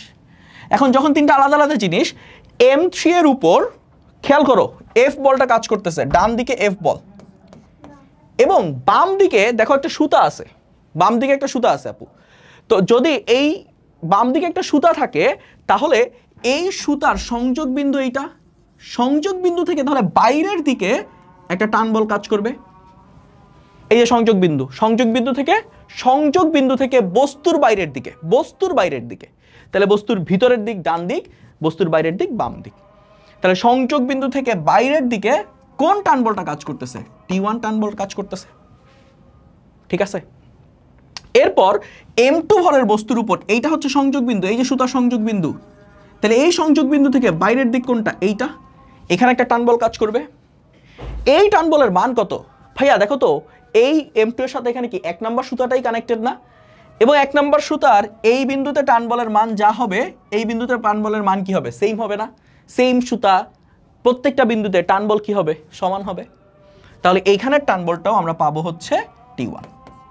এরপর এখানে একটা সংযোগ বিন্দু আছে, এইটার বাইরের দিকটা হচ্ছে বাম দিক, এখানে কাজ করতেছে হচ্ছে T2, এখানে সিমিলারলি কাজ করতেছে হচ্ছে T2। তো এইটা আমি অনেক সিম্পলি ওয়েতে বুঝাইছি। সিম্পলি ওয়েতে বোঝানোর পাশাপাশি তোমাদের যদি এইটা নিয়ে একটা ডিটেল ভিডিও চাই, আমার একটু জানাও, আমি এই কমেন্ট বক্সের কমেন্টে কইরো, আমি এই রিলেটেড একটা ডেডিকেটেড ভিডিও তোমাদের জন্য করব, ঠিক আছে। এবার আসো ভাইয়া, এই সিস্টেমটা যখন আগাবে, F বলে আগাবে, তখন তিনটার ত্বরণে কি সামনের দিকে A হবে না? সেম ত্বরণ হবে না? তিনটা কি একই সাথে আগাবে? একই সাথে আগাবে। একই সাথে আগাইলে তিনটার ত্বরণ কি হবে? সেম হবে। তাহলে এইটার ত্বরণ কি? A, এইটার ত্বরণ কি? A, এইটার ত্বরণও কি হবে? A। এখন এখান থেকে দেখো তো M3 এর উপর কয়টা বল কাজ করতেছে? দুইটা, সামনের দিকে F, পিছনের দিকে T1। তাহলে লব্ধি বল কত হবে? F minus T1। লব্ধি বল কি? F minus T1। আর লব্ধি বল কি তৈরি করবে? ত্বরণ তৈরি করবে। কার ত্বরণ? এই দুইটা বল কাজ করতেছে M3 এর উপর, তার মানে M3 এর ত্বরণ তৈরি করবে, দ্যাট মিনস ইকুয়াল টু হবে M3 ইন্টু A। এটা হচ্ছে 1 নম্বর সমীকরণ। এরপর ভাইয়া এখানে ডান দিকে কাজ করতেছে T1, বাম দিকে কাজ করতেছে T2, তাহলে এই দুইটা হচ্ছে লব্ধি বল, সমান সমান হবে কি? M2 into A, M2 into A। এটা হচ্ছে আমার তাহলে 2 নম্বর ইকুয়েশন। এরপর এখান থেকে দেখো তো ভাইয়া, এটার উপর কি শুধুমাত্র ডান দিকে কাজ করতেছে T2, সমান সমান কি হবে? এই বস্তুটার ভর M1 ইন্টু A। তো এই হচ্ছে আমার 3টা ইকুয়েশন পাইছি। এবার এই 3টা ইকুয়েশন থেকে তোমার বিভিন্নভাবে সলভ করে আমি তোমাকে ছোট্ট করে থিওরিটা পড়াইছি। এখান থেকে A এর মানটা বের করা লাগবে, এখান থেকে T1 এর মান বের করা লাগবে, এখান থেকে T2 এর মান বের করা লাগবে। তুমি যদি 3টা ইকুয়েশনকে যোগ করে দাও, 3টাকে যোগ করে দিলেই এর মান পেয়ে যাবা। এইটুকু তোমার কাজ। 3টাকে যদি তুমি যোগ করো তাহলে এর মান পেয়ে যাবা। তারপর ওই ত্বরণের মান এখানে বসিয়ে দিলে T2 পাবা, T2 এর মান এখানে বসালে, ত্বরণের মান এখানে বসালে T1 পাবা। এই হচ্ছে তোমাদের টাস্ক। সো এটা আমি একটু থিওরিটা পড়াই দিলাম। এটা নিয়ে তুমি যদি ডিটেইলস জানতে চাও আরো, এটা আমি জাস্ট একটা রিভিউ দিছি তোমাকে, যদি ডিটেইলস শিখতে চাও তাহলে একটু জানাও আমাকে।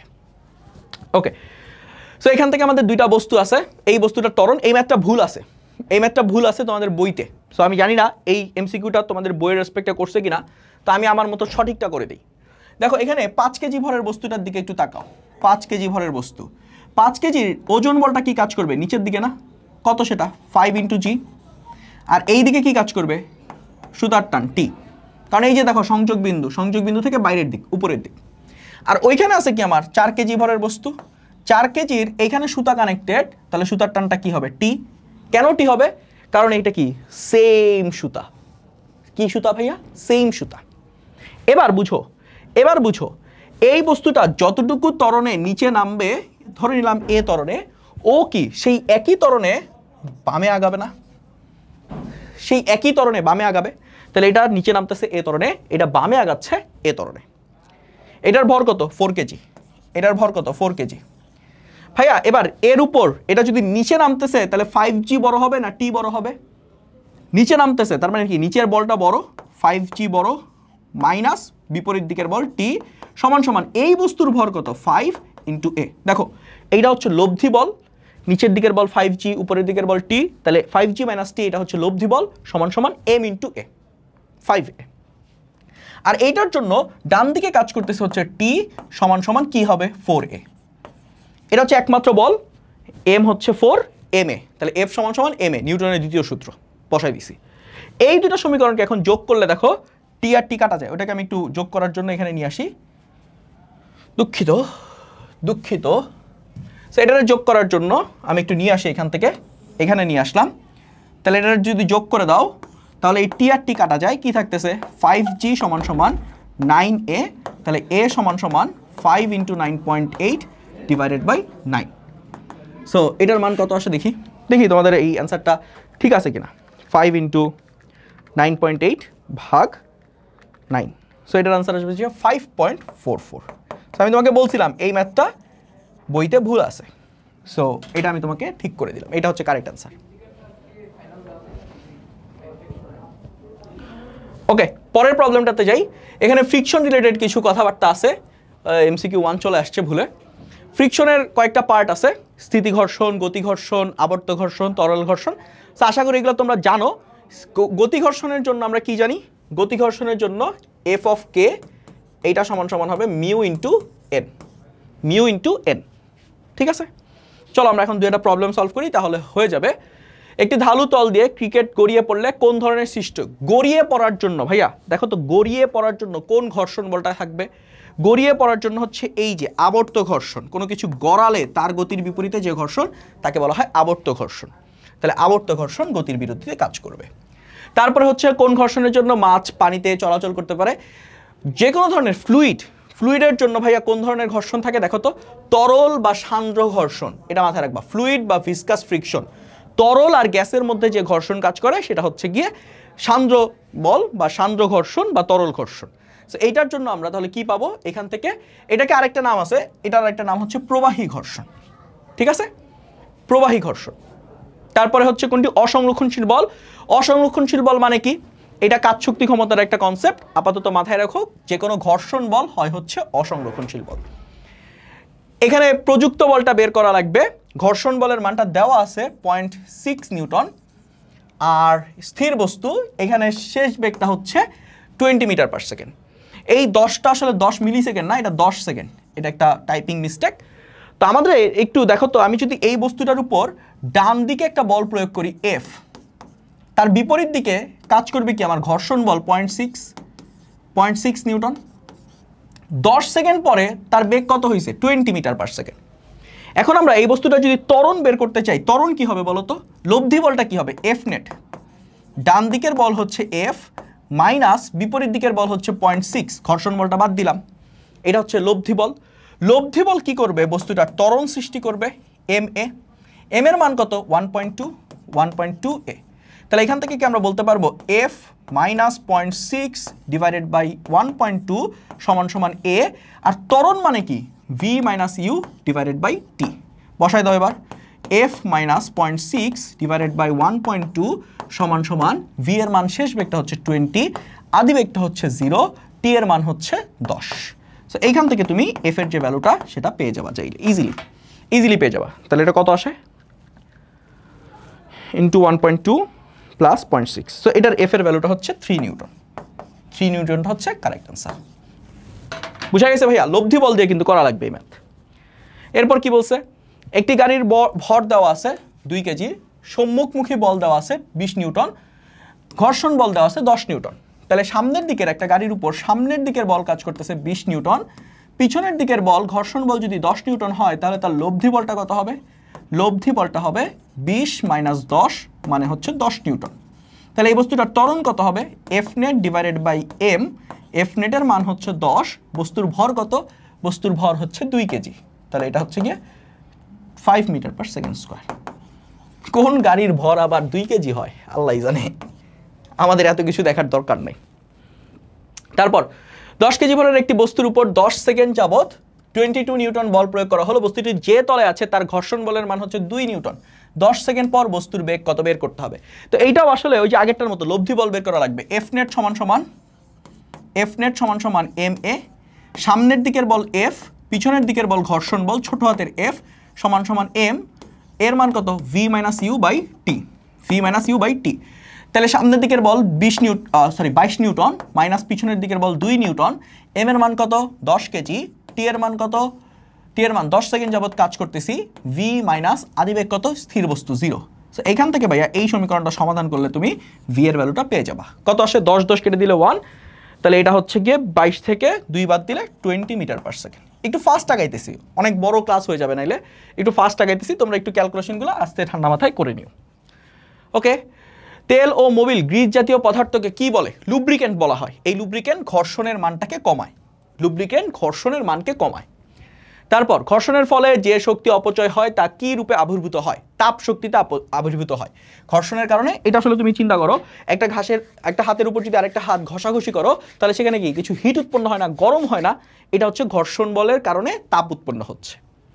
ওকে ফাইন, শেষ, that's the end of our chapter.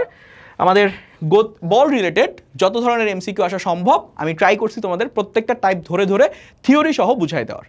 So কোনো প্রশ্ন থাকলে কমেন্ট বক্সে জানাই দিও, কোনো কিছু যদি ডিটেইলসে পড়তে চাও সেটাও জানাই দিও, সেটার উপর বেসিস করে আমরা তোমাদেরকে ফিডব্যাক দিব ইনশাল্লাহ। সো ভালো থেকো, সুস্থ থেকো, দেখা হবে নতুন কোনো ভিডিওতে। আল্লাহ হাফেজ, আসসালামু আলাইকুম।